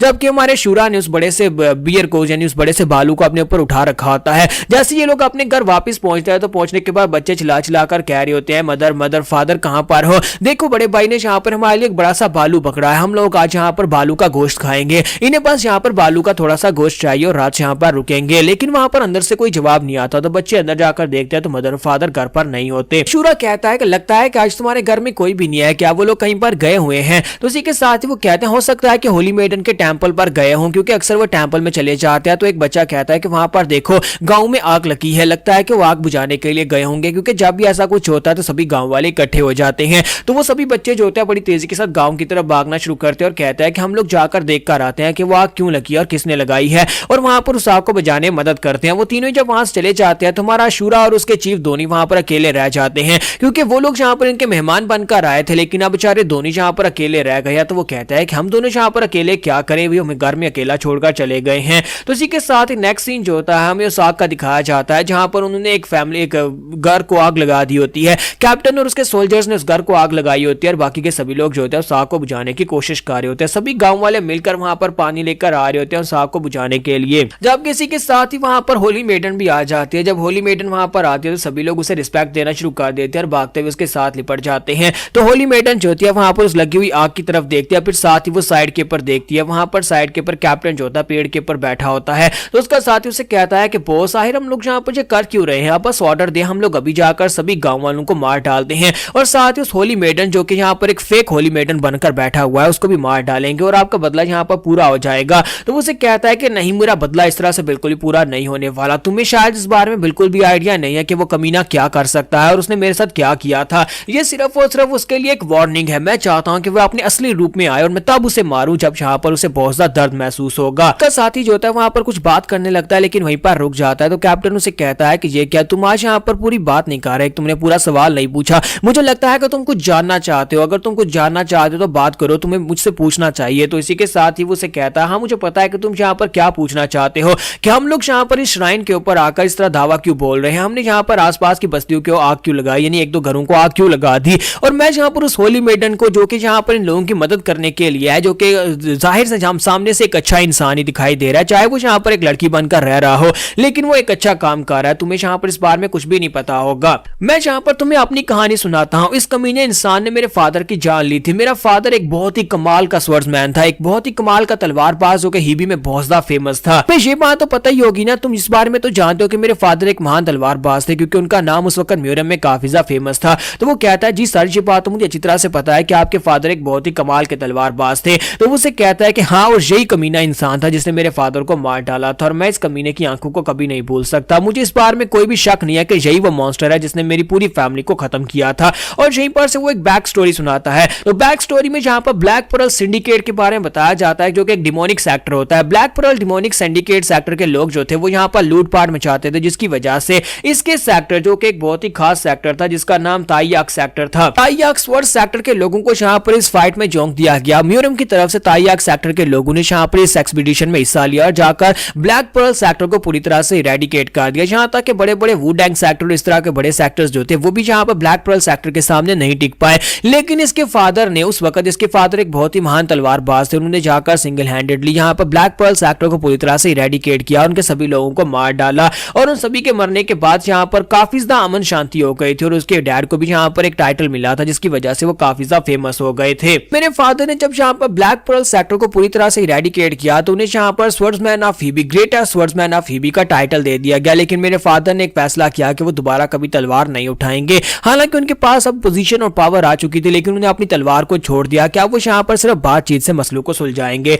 लेकिन जब यहां पर ब्लैक पर्ल सिंडिकेट को खत्म किया गया तो उस वक्त उस जगह के ऊपर यानी कि उनके सेक्टर के अंदर उन्हें एक बच्चा मिला, एक छोटा बच्चा जो कि वहां पर मासूम सी निगाहों के साथ उनकी तरफ देख रहा था। तो फादर ने वहां पर एक गलत फैसला किया। फादर ने कहा कि इस बच्चे को उठा लो, इस बच्चे को अपने साथ फैमिली में ले आते हैं, इसे अपने पास गुलाम बनाकर रखेंगे ताकि ये हमारे काम कर सके। और साथ ही वो सोच रहे होते हैं कि आखिर इस बच्चे का क्या कसूर है, इस बच्चे को अगर मार दिया तो ब्लैक पर्ल सेक्टर हमेशा के लिए खत्म हो जाएगा। और मुझे लगता है कि मेरे फादर की यही सबसे बड़ी जिंदगी की गलती थी कि उन्होंने उस बच्चे को अपने घर ले आए। वो उस बच्चे को अपने साथ लेकर आते हैं जहां पर वो छोटा बच्चा दिन रात यहां पर बस मुलाजमों की तरह काम करता है। उसे गुलाम बनाकर रखा गया था, वो यहां पर सारे काम करता है, स्पेशली मेरे लिए, यानी कि मेरे साथ उसे लगा दिया गया। मैं उसके लिए यंग मास्टर था और वो मेरे लिए यहां पर एक गुलाम की तरह था और मेरे सारे काम वही किया करता था। तो इसी के साथ ही हमारी स्टोरी बैकग्राउंड में चली जाती है जहां पर हमारा यंग मास्टर तायक जो होता है वो जा रहा होता है अपने घोड़े के ऊपर, और उसका नौकर यानी कि ये लड़का जो होता है पीछे पीछे आ रहा होता है। तो कैप्टन सॉन्ग उससे पूछता है कि वूरियोंग मुझे एक बात तो बताओ, क्या तुम्हारा कोई सपना है? तो वूरियोंग उससे कहता है कि नहीं, मेरा तो कोई सपना नहीं है। यंग मास्टर आप यहाँ पर इस बारे में क्यों पूछ रहे हैं? तो वो कहता है कि वूरियोंग यहाँ पर सपना वो होता है, एक मकसद होता है जो हम लोग पूरा करना चाहते हैं, एक ऐसा मकसद जिसे हम लोग एक ना एक दिन अचीव कर लेंगे। जैसे कि मेरा सपना यहाँ पर अपने फादर से भी एक महान तलवारबाज बनना है। मेरे फादर इस वक्त हिबी के सबसे स्ट्रॉन्गेस्ट तलवारबाज है, तो मैं उनसे भी ज्यादा अपना नाम करना चाहता हूँ। ये मेरा सपना है कि एक दिन मैं उनसे ज्यादा पावरफुल बन जाऊं। और तुम भी तो यहाँ पर कुछ ना कुछ सोचते होगे, तुम्हारा भी तो कोई सपना होगा। तो वूरियोंग उसकी बात सुनने के बाद कहता है नहीं, मेरा कोई सपना नहीं है, और जब मुझे कुछ याद आएगा तब मैं आपको जरूर बताऊंगा। और इसी के साथ ही उसे कहता है कि तुम्हें पता होना चाहिए कि सपने तो सभी के होते हैं। तो कैप्टन सॉन्ग उसे कहता है कि मुझे लगता है कि तुम्हें जल्दी से जल्दी अपने लिए कोई सपना ढूंढ लेना चाहिए, क्योंकि सपना तो हमेशा सभी का होना चाहिए। अगर तुम उसे पूरा ना भी कर पाओ लेकिन तुम्हारे पास एक सपना होना चाहिए। और इसी के साथ ही यहाँ पर हमारा कैप्टन सॉन्ग जो होता है अपने सोल्जर को बताता है कि उस वूरियोंग की बॉडी के अंदर, यानी उस छोटे बच्चे को जब मेरे फादर लेकर आए तो उसकी बॉडी के अंदर उन्होंने गू पॉइजन वाला एक कीड़ा डाल दिया था, एक पैरासाइट जो कि इंसान की बॉडी के अंदर रहता है, लेकिन उसको जो बंदा जिसकी बॉडी के अंदर डाला जाता है उस बंदे को कंट्रोल किया जा सकता है उस कीड़े की मदद से। अगर वो गद्दारी करने के बारे में सोचेगा अभी तो कीड़े का पॉइजन एक्टिवेट हो जाएगा और वो मर जाएगा। मेरे फादर ने वूरियोंग की बॉडी के अंदर उस कीड़े को डाल दिया था, लेकिन मुझे इस बारे में नहीं पता था। तो वो रियोंग को हमारी फैमिली के अंदर 10 साल गुजरने के बाद एक दिन मैं जहां पर बैल्कनी में खड़ा था, गैलरी में खड़ा था, जहां पर मेरे फादर और एक मंत्री के साथ बात कर रहे थे। एक एल्डर जो होता है उनसे बहस कर रहा होता है और उनसे कह रहा होता है कि एल्डर 10 साल पूरे होने वाले हैं और उसकी बॉडी के अंदर यानी वो रियोंग की बॉडी के अंदर जो कीड़ा आपने डाला था उस कीड़े की टाइम लिमिट पूरी होने वाली है और 10 साल के बाद ये कीड़ा जो होता है यानी वू पॉइजन वाला जो पैरासाइट होता है वो खुद ब खुद मर जाता है और 10 साल आज पूरे होने वाले हैं। तो आपको नहीं लगता कि आपको यहाँ पर उस कीड़े को रिन्यू कर देना चाहिए, उसकी बॉडी के अंदर एक नया कीड़ा डाल देना चाहिए? तो यहाँ पर हम लोग अपनी एपिसोड 14 का एंड करेंगे और नेक्स्ट एपिसोड में देखेंगे कि यहाँ पर हुआ क्या, इसके फादर मरे कैसे और इसकी पूरी फैमिली को कैसे इरेडिकेट किया गया। तो गाइस कैसे हैं आप सब लोग? सीड्स ऑफ इमॉर्टैलिटी के एपिसोड 15 के साथ हाजिर हो। तो लास्ट एपिसोड के एंड पे हमने देखा था कि मास्टर ताइयक जो होते हैं वो अपने एक एल्डर के साथ रूम में बैठे होते हैं और एल्डर उनसे कहता है कि मास्टर आपको पता है कि 10 साल पूरे हो गए हैं और उस मॉन्स्टर लड़के की बॉडी के अंदर वो कीड़ा जो है उसका टाइम पूरा हो चुका है और आपको यहाँ पर उसकी बॉडी के अंदर एक नया कीड़ा डाल देना चाहिए। लेकिन उसके मास्टर उसे कहता है कि नहीं, मैं ऐसा बिल्कुल भी नहीं करूंगा। और जहां पर देखो तो जरा 10 साल गुजर गए, पता भी नहीं चला, पूरे 10 साल गुजर गए हैं उस सबको। तो एल्डर उसे कहता है कि इसलिए तो मैं कह रहा हूं कि 10 साल गुजर गए और वो कीड़ा खत्म हो चुका है और आपको उसकी बॉडी के अंदर एक नया कीड़ा डालना है। तो वो उसे कहता है क्या तुम्हें वाकई में लगता है कि अब उसकी बॉडी के अंदर कीड़ा डालने की जरूरत है? क्या तुमने यहाँ पर ये नहीं देखा कि 10 साल तक वो लड़का यहाँ पर रहा है लेकिन 10 साल तक हमने उस लड़के के अंदर कोई भी चेंजेस नहीं देखे, यानी कि वो लड़का बुरा नहीं है बल्कि वो यहाँ पर इस फैमिली के अंदर अपने आप को डाल चुका है। तो एल्डर उसे कहता है कि मुझे लगता है कि आप शायद उसको कमजोर समझ रहे हैं। तो इसी के साथ ही पैट्रियार्च उसे कहता है नहीं, मैं उसको कमजोर नहीं समझ रहा, मुझे लगता है कि 10 साल का समय काफी होता है एक इंसान को परखने के लिए और वैसे भी उसकी बॉडी के अंदर तो घू पॉइजन वाला कीड़ा था जिसकी वजह से मैं उसके हर एक हाव भाव, उसके हर एक एक्सप्रेशन को महसूस कर सकता हूं और मुझे लगता है कि उस लड़के ने इस बात को मान लिया है कि वो हमारी फैमिली के लिए गुलाम बनकर ही हमेशा के लिए रहने वाला है, वो कभी यहां पर इससे आगे नहीं बढ़ सकता। एल्डर जो होता है वो कुछ ज्यादा परेशान होता है और पैट्रियार्च से कहता है कि पैट्रियार्च आपको पता है कि वो कौन से क्लैन का आखिरी बचा हुआ मेंबर है? वो यहाँ पर एक बहुत ही खास डिमोनिक क्लैन का आखिरी बचा हुआ मेंबर है और अगर यहाँ पर उसकी सटक गई तो किसी वक्त वो बदला ले सकता है और आपको पता है कि उस क्लैन के लोग कितने पावरफुल होते हैं। हालांकि वो एक बच्चा है लेकिन इसके बावजूद हम सभी के ऊपर भारी पड़ेगा अगर कभी ऐसा होता है। इसलिए मैं यहाँ पर आपसे यही कहूंगा कि प्लीज यहाँ पर आप ऐसा करें, उसकी बॉडी के अंदर एक नया कीड़ा डालते। हो सकता है कि वो इतने सालों तक जानबूझकर चुपचाप बैठा हो, जब उसे पता चले कि उसकी बॉडी के अंदर जो कीड़ा था वो डिस्पोज हो चुका है तो वो यहाँ पर हम सभी को बदला लेने की कोशिश करे, क्योंकि इतने सालों से वो बदला तो लेना चाहता होगा, आपने उसकी पूरी फैमिली को मार दिया था। तो इसी के साथ ही पैट्रियार्च उसे कहता है कि नहीं, ऐसा नहीं होगा, तुम्हें अच्छी तरह से पता है कि वो कीड़ा सिर्फ एक कीड़ा नहीं है बल्कि वो यहाँ पर पूरी तरह से मेरे कंट्रोल में था, यानी कि मैं उसकी एनर्जी को महसूस कर सकता हूं, मैं उसके बर्ताव में जरा से इमोशन में चेंजेस को भी महसूस कर सकता हूं। अगर वो यहाँ पर हमारे बारे में कुछ ऐसा उल्टा सीधा सोचे जिससे कि गद्दारी की बात हो तो मुझे लगता है कि मुझे उसी वक्त समझ आ जानी चाहिए, यानी कि मुझे उसी वक्त पता चल जाता अगर वो हमारे बारे में कुछ ऐसा सोचता है। तो मुझे लगता है कि वू रियोंग ने कभी यहाँ पर एक तलवार भी नहीं उठाई, यानी कि उसने सिर्फ यहाँ पर गुलामी किया, वो गुलाम बनकर सिर्फ हमारी सेवा करता रहा, उसने कभी यहाँ पर प्रैक्टिस करने की कोशिश भी नहीं की। इसका मतलब यह है कि अगर वो यहाँ पर हमें मारना भी चाहेगा तभी वो कैसे कर पाएगा, उसके पास तो यहाँ पर स्किल्स ही नहीं है, उसे मार्शल आर्ट्स आती नहीं है। इसी वजह से मैं यहाँ पर उस लड़के की बॉडी के अंदर कोई भी दोबारा कीड़ा नहीं डालने वाला और मुझे लगता है कि अब हमें उसके ऊपर पूरा भरोसा कर लेना चाहिए और 10 साल का वक्त काफी होता है किसी को जानने और समझने के लिए। और जो उसके क्लैन के लोगों ने किया था, हमने उसके पूरे क्लैन को मार डाला और यहाँ पर सारे क्लैन की जिम्मेदारी एक लड़के के ऊपर डालकर उसको भी मारना नहीं चाहिए, उस लड़के को यहाँ पर जिंदा रहने का मौका दिया जाए। तो पैट्रियार्च एल्डर से कहता है क्या तुम्हें मेरी बात की समझ आ गई? तो एल्डर कहता है कि माय लॉर्ड, मैं यहाँ पर फिर भी कहूंगा कि आपको यहाँ पर ऐसा नहीं करना चाहिए। तो जब वहां पर आपस में बहस कर रहे होते हैं, इसी के साथ ही वहां पर यंग मास्टर बाहर उनकी बातें सुन रहा होता है। तो एल्डर कहता है कि लेकिन कम से कम आप यहाँ पर यंग मास्टर सॉन्ग को उससे दूर रखें, अगर आप उसकी बॉडी में कीड़ा नहीं डालना चाहते तो आप यहाँ पर अपने बेटे सॉन्ग को उससे दूर रखें ताकि यहाँ पर आपके जो वंश है उसको सेफ रखा जा सके। तो पैट्रियार्च उसे कहता है क्या तुम्हें लगता है कि वो बच्चा जिसने कभी मार्शल आर्ट्स नहीं सीखी वो मेरे बेटे सॉन्ग को कोई नुकसान पहुंचा सकता है? और मुझे लगता है कि वो दोनों भाइयों की तरह हैं, बचपन से एक दूसरे के साथ है, पिछले 10 साल से वो दोनों एक दूसरे को ब्रदर्स की तरह ही ट्रीट कर रहे हैं, तो फिर तुम्हें लगता है कि मेरे बेटे को नुकसान पहुंचाएगा? तो यंग मास्टर सॉन्ग जो होता है उनकी सारी बातें सुन रहा था, बातें सुनने के बाद पीछे मुड़ जाता और कहता है कि आज तो मैं यहाँ पर अपने फादर के पास से कुछ तलवारबाजी की टेक्निक सीखने के लिए आया था, लेकिन लगता है कि फिर किसी दिन आना पड़ेगा। और यंग मास्टर सॉन्ग को पिछले 10 साल से इस बारे में बिल्कुल भी आइडिया नहीं था कि उसकी बॉडी के अंदर एक कीड़ा है। एक बार नेक्स्ट सीन बाहर का दिखाता है जहां पर यंग मास्टर सॉन्ग जो होता है वो जाकर एक परिंदे का शिकार करने के लिए जाता है, जाकर एक परिंदे को तीर मारता है। तो इसी के साथ ही वूरियोंग भागता हुआ जाता, जाकर उस परिंदे को उठाकर वापस आता है। वो उसे उठाकर वापस लेकर आता है और यूजुअली काफी ज्यादा खुश लग रहा होता है। तो कैप्टन सॉन्ग जो होता है उसे कहता है कि चलो यहाँ पर से चलते हैं। फिर साथ उसे कहता है क्या तुमने कभी यहाँ पर गू पॉइजन वाले कीड़े के बारे में सुना है, एक पैरासाइट जो कि इंसान की बॉडी के अंदर डाला जाता है। तो वूरियोंग उसे कहता है नहीं माय लॉर्ड, मैंने कभी यहाँ पर ऐसे कीड़े के बारे में नहीं सुना।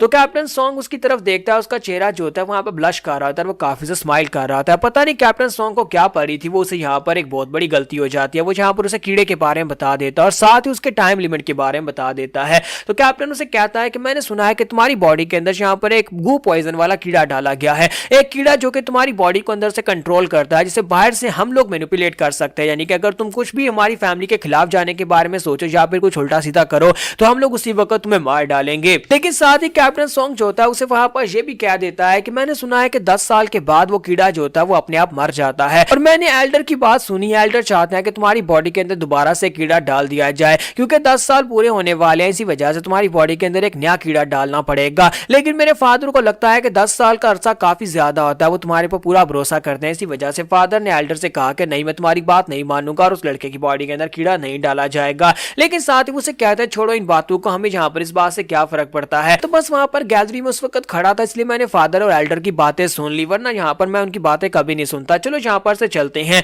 जैसे वो आगे बढ़ने लगता है, इसी के साथ ही वूरियोंग पीछे से उसे कहता है कि माय लॉर्ड 10 साल हो चुके हैं। तो वो कहता है क्या मतलब है, क्या कह रहे हो तुम। तो वूरियोंग वहीं पर रुक जाता है, वो आगे नहीं बढ़ता और उसे कहता है कि जब मुझे इस फैमिली में लाया गया था उस दिन से लेकर अभी तक पूरे 10 साल हो चुके हैं, आज यहाँ पर 10 साल पूरे हो गए। तो हमारा कैप्टन सॉन्ग जो होता है वो जल्दी से पीछे की तरफ घूमता है और उसकी तरफ देखता है कि उसके जो हाव भाव होते हैं, उसके चेहरे के एक्सप्रेशन जो होते हैं वो काफी ज्यादा बदल जाते हैं। तो वो उसे कहता है कि तो इससे क्या फर्क पड़ता है कि 10 साल हो गए हैं। और इसी के साथ ही कैप्टन सॉन्ग को समझ आ जाती है कि उसने यहाँ पर बहुत बड़ी गलती कर दी। उसे ये बताकर 10 साल के बाद वो कीड़ा जो है वो खत्म हो जाता है, क्योंकि वो उसकी बॉडी के अंदर जो मॉन्स्टर छुपा हुआ था वो 10 साल से इसी बात का तो इंतजार कर रहा था कि कब यहाँ पर उसकी बॉडी के अंदर गू पॉइजन वाला कीड़ा जो है वो डेड हो जाए और उसके बाद वो यहाँ पर ये सब कुछ करे। तो इसी के साथ ही वो वूरियोंग से कहता है कि यंग मास्टर, तुमने मुझसे कहा था ना कि क्या मेरा कोई सपना है, तुमने कहा था जल्दी से अपना एक सपना ढूंढो। तो अब यहाँ पर मेरा एक सपना है और वो सपना यह है कि मैं अपनी फैमिली का बदला लूं, क्योंकि मेरी फैमिली के लोगों को बेदर्दी के साथ मार दिया गया था, किसी एक मेंबर को भी जिंदा नहीं छोड़ा गया था,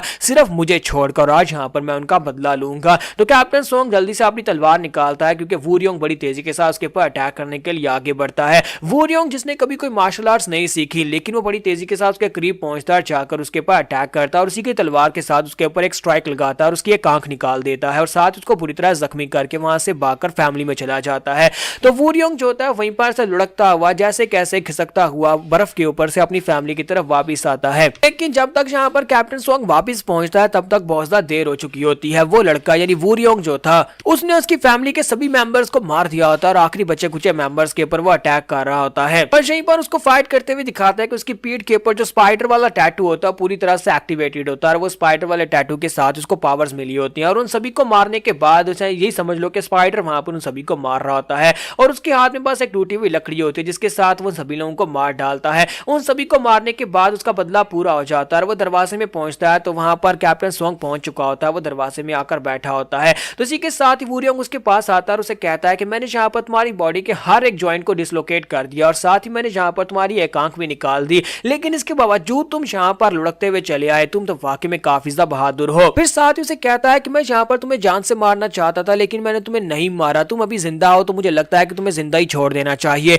अब मैं और तुम हम दोनों की हालत एक जैसी हो गई है। कभी तुम्हारे बाप ने मेरे पूरे क्लैन को मार डाला था और आज मैंने यहाँ पर तुम्हारे पूरे क्लैन को मार डाला और तुम्हें जिंदा छोड़कर जा रहा हूँ। ये मेरी तरफ से यही समझ लेना कि मैं तुम्हारे पर तरस खा के तुम्हें जिंदा छोड़ रहा हूँ, क्योंकि तुम्हारी वजह से मैं यहाँ पर रियलाइज कर पाया कि मेरा सपना क्या था और मैंने यहाँ पर अपने सपने को पूरा कर लिया, मेरा मकसद पूरा हो चुका है। और इसी के साथ ही वो उसके गांव को छोड़कर चला जाता है। तो यहाँ पर हमारी एपिसोड 15 का एंड होता है। नेक्स्ट एपिसोड में देखेंगे कैप्टन सॉन्ग अपना बदला कैसे ले पाएगा और क्या ये स्पाइडर वाला मॉन्स्टर क्या बहुत ज्यादा पावरफुल और कैप्टन सॉन्ग क्या इसके सामने टिक पाएगा। और हमारा अशूरा जो कि पहले इस जंगल में आ चुका है कि क्या वो भी इस फाइट का हिस्सा बनेगा या नहीं। तो गाइस कैसे हैं आप सब लोग। सीड्स ऑफ इमॉर्टैलिटी के एपिसोड 16 के साथ हाजिर हो। तो लास्ट एपिसोड के एंड पे हमने देखा था कैप्टन सॉन्ग जो होता है वो अपने साथी को वहां पर पूरी स्टोरी सुनाता है कि कैसे इस कमीने ने यहाँ पर उसकी फैमिली को मारा था। तो उसी के साथ ही यहाँ पर दिखाते हैं कि इस एपिसोड की शुरुआत में वो लोग अभी वहीं पर बैठे होते हैं और वो उसे सारी स्टोरी सुना देता है। तो उसका साथी उसे कहता है कैप्टन अब जबकि हमें पता चल गया है कि वो आपका वही दुश्मन है, वो योंग है, तो क्यों ना हम लोग वहां पर जाए और जाकर उसको मार डालें। आपने यहाँ पर ये सब कुछ उसे इतना समय क्यों दे दिया, कहीं वो भाग कर ना चला जाए। तो उसी के साथ ही कैप्टन उसे कहता है कि नहीं, मैं यहाँ पर उसे इस तरह से बिल्कुल भी नहीं मार सकता। मैं उसे तब मारूंगा जब उसे यहाँ पर शदीद दर्द होगा, क्योंकि मैं यहाँ पर उसे वो पेन देना चाहता हूँ जो उसने मुझे दिया था मेरी पूरी फैमिली को मारकर, और मुझे उससे अपना बदला लेना है जिसके लिए उसे यहाँ पर दर्द में जलना होगा। और मैं यहाँ पर उसके प्यारे लोगों को जिनको वो बचा रहा है इस पूरे गांव के अंदर सभी लोगों को एक एक करके मारता जाऊंगा। जब तक उसकी सोल टूट नहीं जाती तब तक मैं यहाँ पर उसे कैसे मौत दे सकता हूँ। वो जब यहाँ पर दर्द के साथ मुझसे भीख मांगेगा कि उसे मार डालू तब मैं उसे मारूंगा। और इसी के साथ ही कैप्टन उसे कहता है कि अपने लोगों को यहाँ पर कह दो कि इनके जो जो मिशन उन्हें दिए गए हैं उस जगह के ऊपर पहुंच जाए, क्योंकि हर पूरे गांव को चारों तरफ से घेर लो और हर एक घर को थोड़ी थोड़ी देर के बाद जलाते रहना, ताकि यहाँ पर उसके लोग मरते जाएं। कि करके जब उसके लोग मरेंगे तभी उसे यहाँ पर उसका दर्द महसूस होगा, उसे वो महसूस होगा जो मैंने महसूस किया था। तो सोल्जर उसे कहता है जी कैप्टन जैसा आप कह रहे हैं वैसा ही करूंगा। और इसी के साथ ही वो कहता है देखते हैं कि वो कितनी देर तक अपने प्रेशियस फॉलोअर्स के लिए चुपचाप बैठे रहता है। मुझे लगता है कि वो कमीना मॉन्स्टर यहाँ पर खुद निकलेगा, यानी कि अभी तो फिलहाल के लिए वो होली मेडन बनकर एक शरीफ इंसान का लबादा पहने वहां पर बैठा हुआ है, लेकिन जब यहाँ पर उसके लोग मरना शुरू होंगे तो वो जल्दी ही यहाँ पर मॉन्स्टर बनकर बाहर निकलेगा। और इसी के साथ एक लड़का वहां पर आता है, उनसे कहता है कि सर मैं स्काउट की तरफ से रिपोर्टिंग के लिए आया हूँ। कैप्टन मेरे पास एक बहुत ही खास रिपोर्ट है, आपको मेरे साथ नीचे आना होगा। हमें यहाँ पर जंगल के नीचे जहाँ पर एक खाई है वहां पर कुछ बहुत ही खास दिखाई दिया है। तो उसे कहते हैं कि क्या वहां पर इतना क्या खास दिखाई दिया है। तो सोल्जर उसे कहता है क्या कुछ ज्यादा सस्पिशियस है। तो वो कहता है जी सर आपको आकर देखना चाहिए। और इसी के साथ ही वो सोल्जरों ने अपने साथ लेकर वहां पर से आगे चल पड़ता है। जबकि दूसरी तरफ दिखाता है कि गांव वाले आग बुझा देते हैं और आग बुझाने के बाद दिखाते हैं कि रात हो चुकी है और वहां पर जितने बीमार और जख्मी लोग होते हैं उन सभी लोगों को वहीं पर मेन टेंपल के अंदर लिटाया गया होता है उनका इलाज करने के लिए। और होली मेडन जो होती है उन सभी लोगों का वहां पर इलाज कर रही होती है, उन सभी की वहां पर केयर कर रही होती है।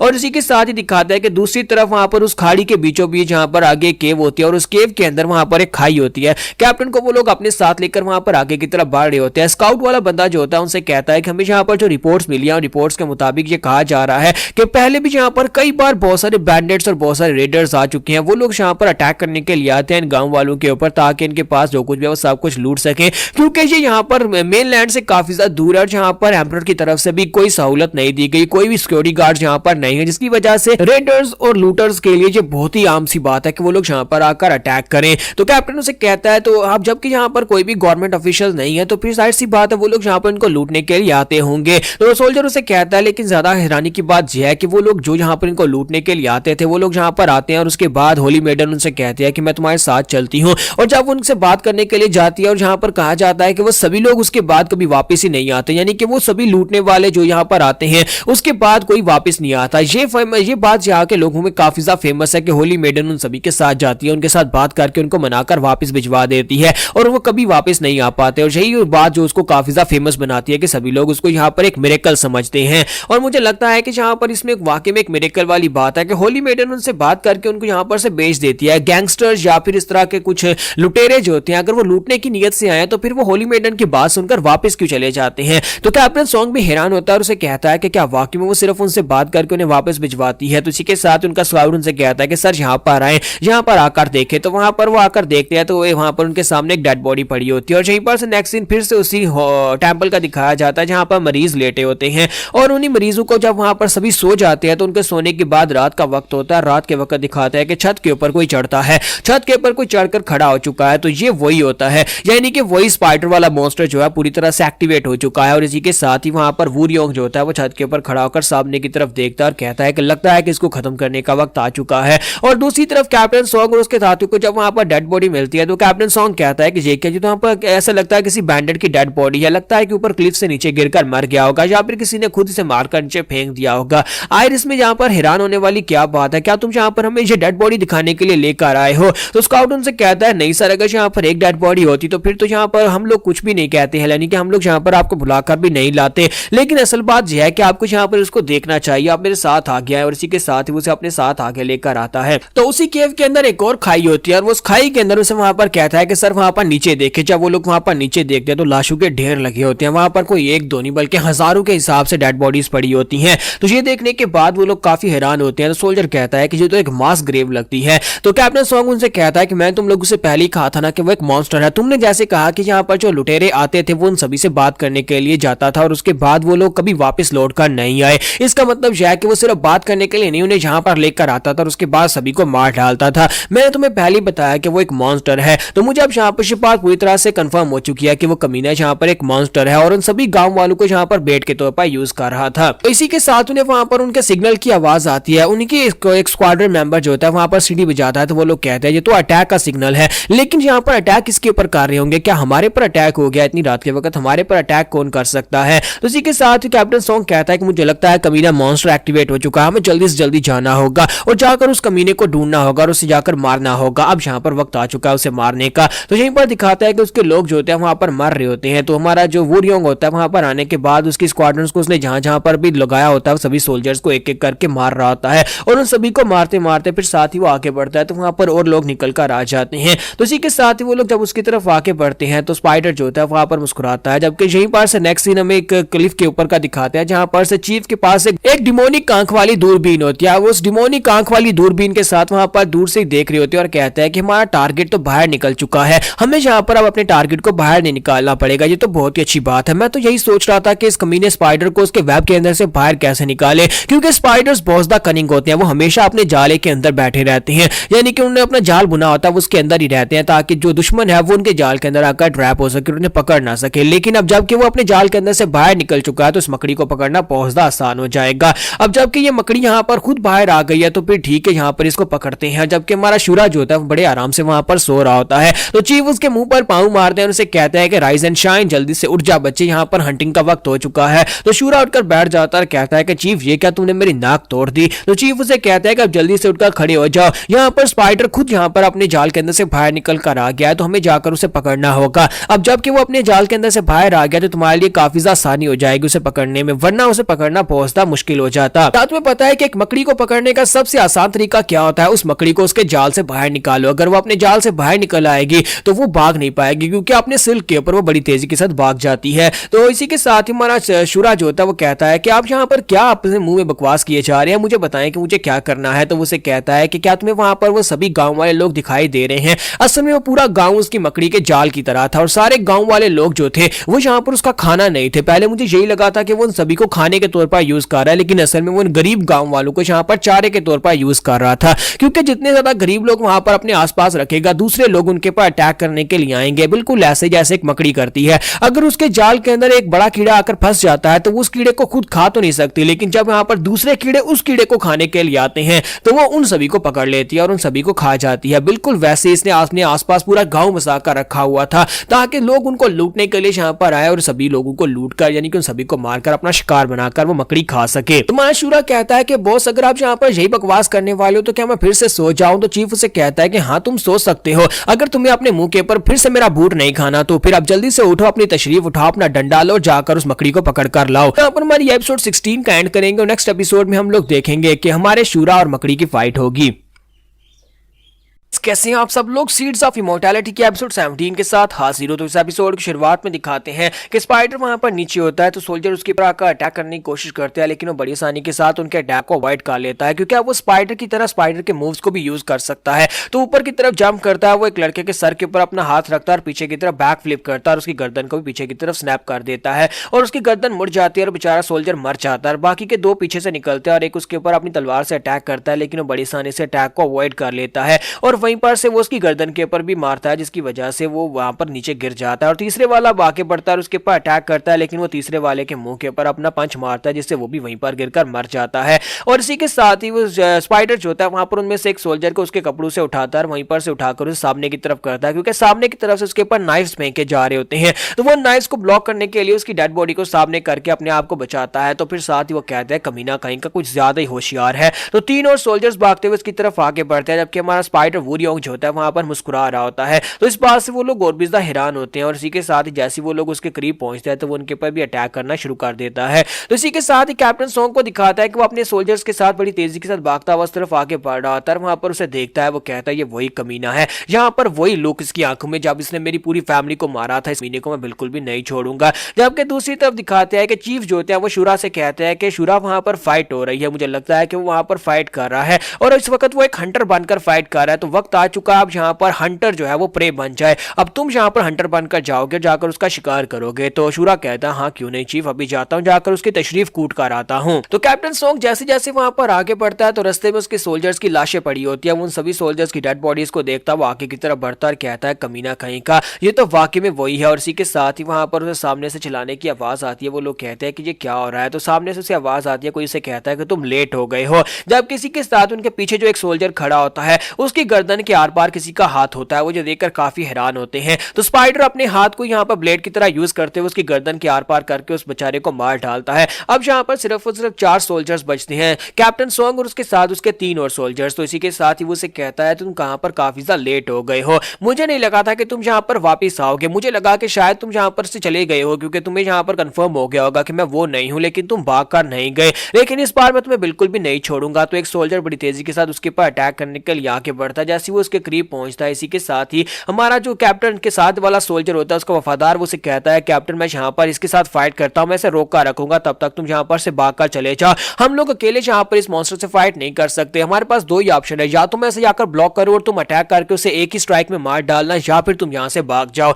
तो वो 2 सोल्जर्स जो होते हैं पहले अटैक करने के लिए जाते हैं, वो दोनों बेचारे मारे जाते हैं और इसी के साथ ही सोल्जर भागता हुआ आगे बढ़ता और कहता है कि मैं जाकर उसे ब्लॉक करूंगा और तुम उसके ऊपर अटैक करना। तो कैप्टन सॉन्ग पीछे खड़ा होता है और इसी के साथ ही वो दोनों सोल्जर्स पहले वाले मर जाते हैं। वो एक का सर और एक का बाजू उखाड़ देता है और उन दोनों को मार डालता है। अब यहाँ पर वफादार सोल्जर जो होता है उसके करीब पहुंचकर अपनी 7 strikes of lightning Tempest technique को यूज करते हुए उसके ऊपर स्ट्राइक्स लगाता है। तो वो उसके ऊपर काफी सारी स्ट्राइक्स लगा रहा था, लेकिन स्पाइडर उसके सारे के सारे मूव्स को अवॉइड कर लेता और बड़ी तेजी के साथ उसके करीब पहुंचता और साथ ही अपना हाथ उसकी गर्दन के अंदर दंसा देता है, जैसे कि उसने पहले वाले को मारा था अपने हाथ को ब्लेड की तरह यूज करते हुए। तो जैसे वहां पर वो अपना हाथ उसके गले के अंदर दंसा कर उसे ऊपर की तरफ उठाता है, इसी के साथ ही वफादार सोल्जर जो होता है वो उसका बाजू पकड़ लेता है। उसे बाजू पकड़ने के बाद से ब्लॉक कर लेता है और कहता है कैप्टन अब तुम्हारी बारी है, इसे मार डालो। तो कैप्टन वहीं पर पीछे से अपनी स्पेशल टेक्निक को यूज करता है जिसका नाम 8 टेक्निक्स ऑफ टाइएक फैमिली होता है, स्वर्ड ऑफ हेवनली टैमुलेट। और स्पेशल टेक्निक को यूज करते हुए सामने की तरफ मल्टीपल स्ट्राइक्स लगाता है। उसकी स्ट्राइक्स इतनी पावरफुल होती है कि वहां पर सामने वो सोल्जर नहीं वफादार सोल्जर जो होता है उसकी बॉडी भी कट जाती है और वहां पर एक जबरदस्त धमाका होता है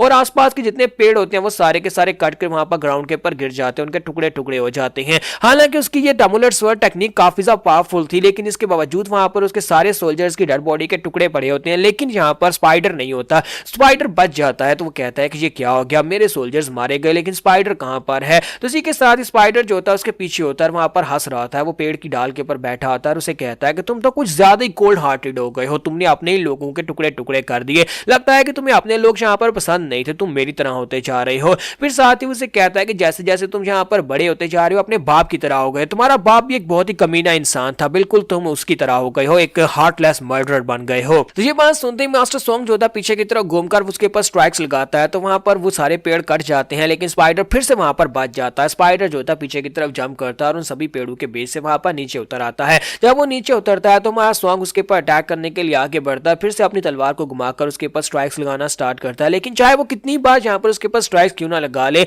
एक स्पाइडर जो होता है उसके मूवमेंट्स बहुत ज्यादा फास्ट होते हैं और उसके रिफ्लेक्सेस ज्यादा होते हैं क्योंकि उसके पास 6 टांगे होती हैं, तो वो उसके नीचे लेटा होता है। तो हमारा जो सॉन्ग होता है वो कहता है कि वो कहां पर चला गया, तो उसे कहता है तुम कहां पर देख रहे हो, मैं तो यहाँ पर तुम्हारे नीचे हूं। और नीचे से वो ऊपर की तरफ उसे एक जबरदस्त किक मारता है जिसकी वजह से सॉन्ग उड़ता हुआ पीछे जाकर पत्थर के साथ टकराता है और इसी के साथ ही वो फिर से उठकर खड़ा होता है और जाकर उसे मारना स्टार्ट करता है। तो अब यहाँ पर वो बार बार उसके ऊपर अटैक कर रहा था, स्पाइडर उसे कभी किक मारता है कभी उसे पंच मारता है, जिसकी वजह से मास्टर सॉन्ग जो होता है उसकी हालत काफी ज्यादा खराब हो जाती है, उसके हाथ से उसकी दोनों तलवारें भी गिर जाती हैं। तो स्पाइडर आता है और आकर उसकी तलवारों के ऊपर पावर आकर खड़ा हो जाता है और वहीं पर उसे एक जबरदस्त किक मारता है जिससे वो पीछे पत्थर के साथ टकराता है। तो स्पाइडर उसकी चेस्ट के ऊपर अपना पावर आकर खड़ा हो जाता है और वहां पर उसकी चेस्ट को दबाना स्टार्ट करता है और उसकी पसलियां तोड़ देता है और उसे कहता है क्या तुम्हें पता है कि मैंने तुम्हें जिंदा क्यों छोड़ दिया था, लास्ट टाइम मैंने तुम्हें जिंदा छोड़ दिया था क्योंकि तुम मेरे साथ काफी ज्यादा अच्छे थे। साथ ही स्पाइडर वहां पर से एक पत्थर को उठा लेता है ताकि उस पत्थर के साथ उसको मार सके। तो वो उसे कहता है कि मैंने तुम्हें इसलिए जिंदा छोड़ दिया था क्योंकि तुम वहां पर मेरी तरह हो गए थे,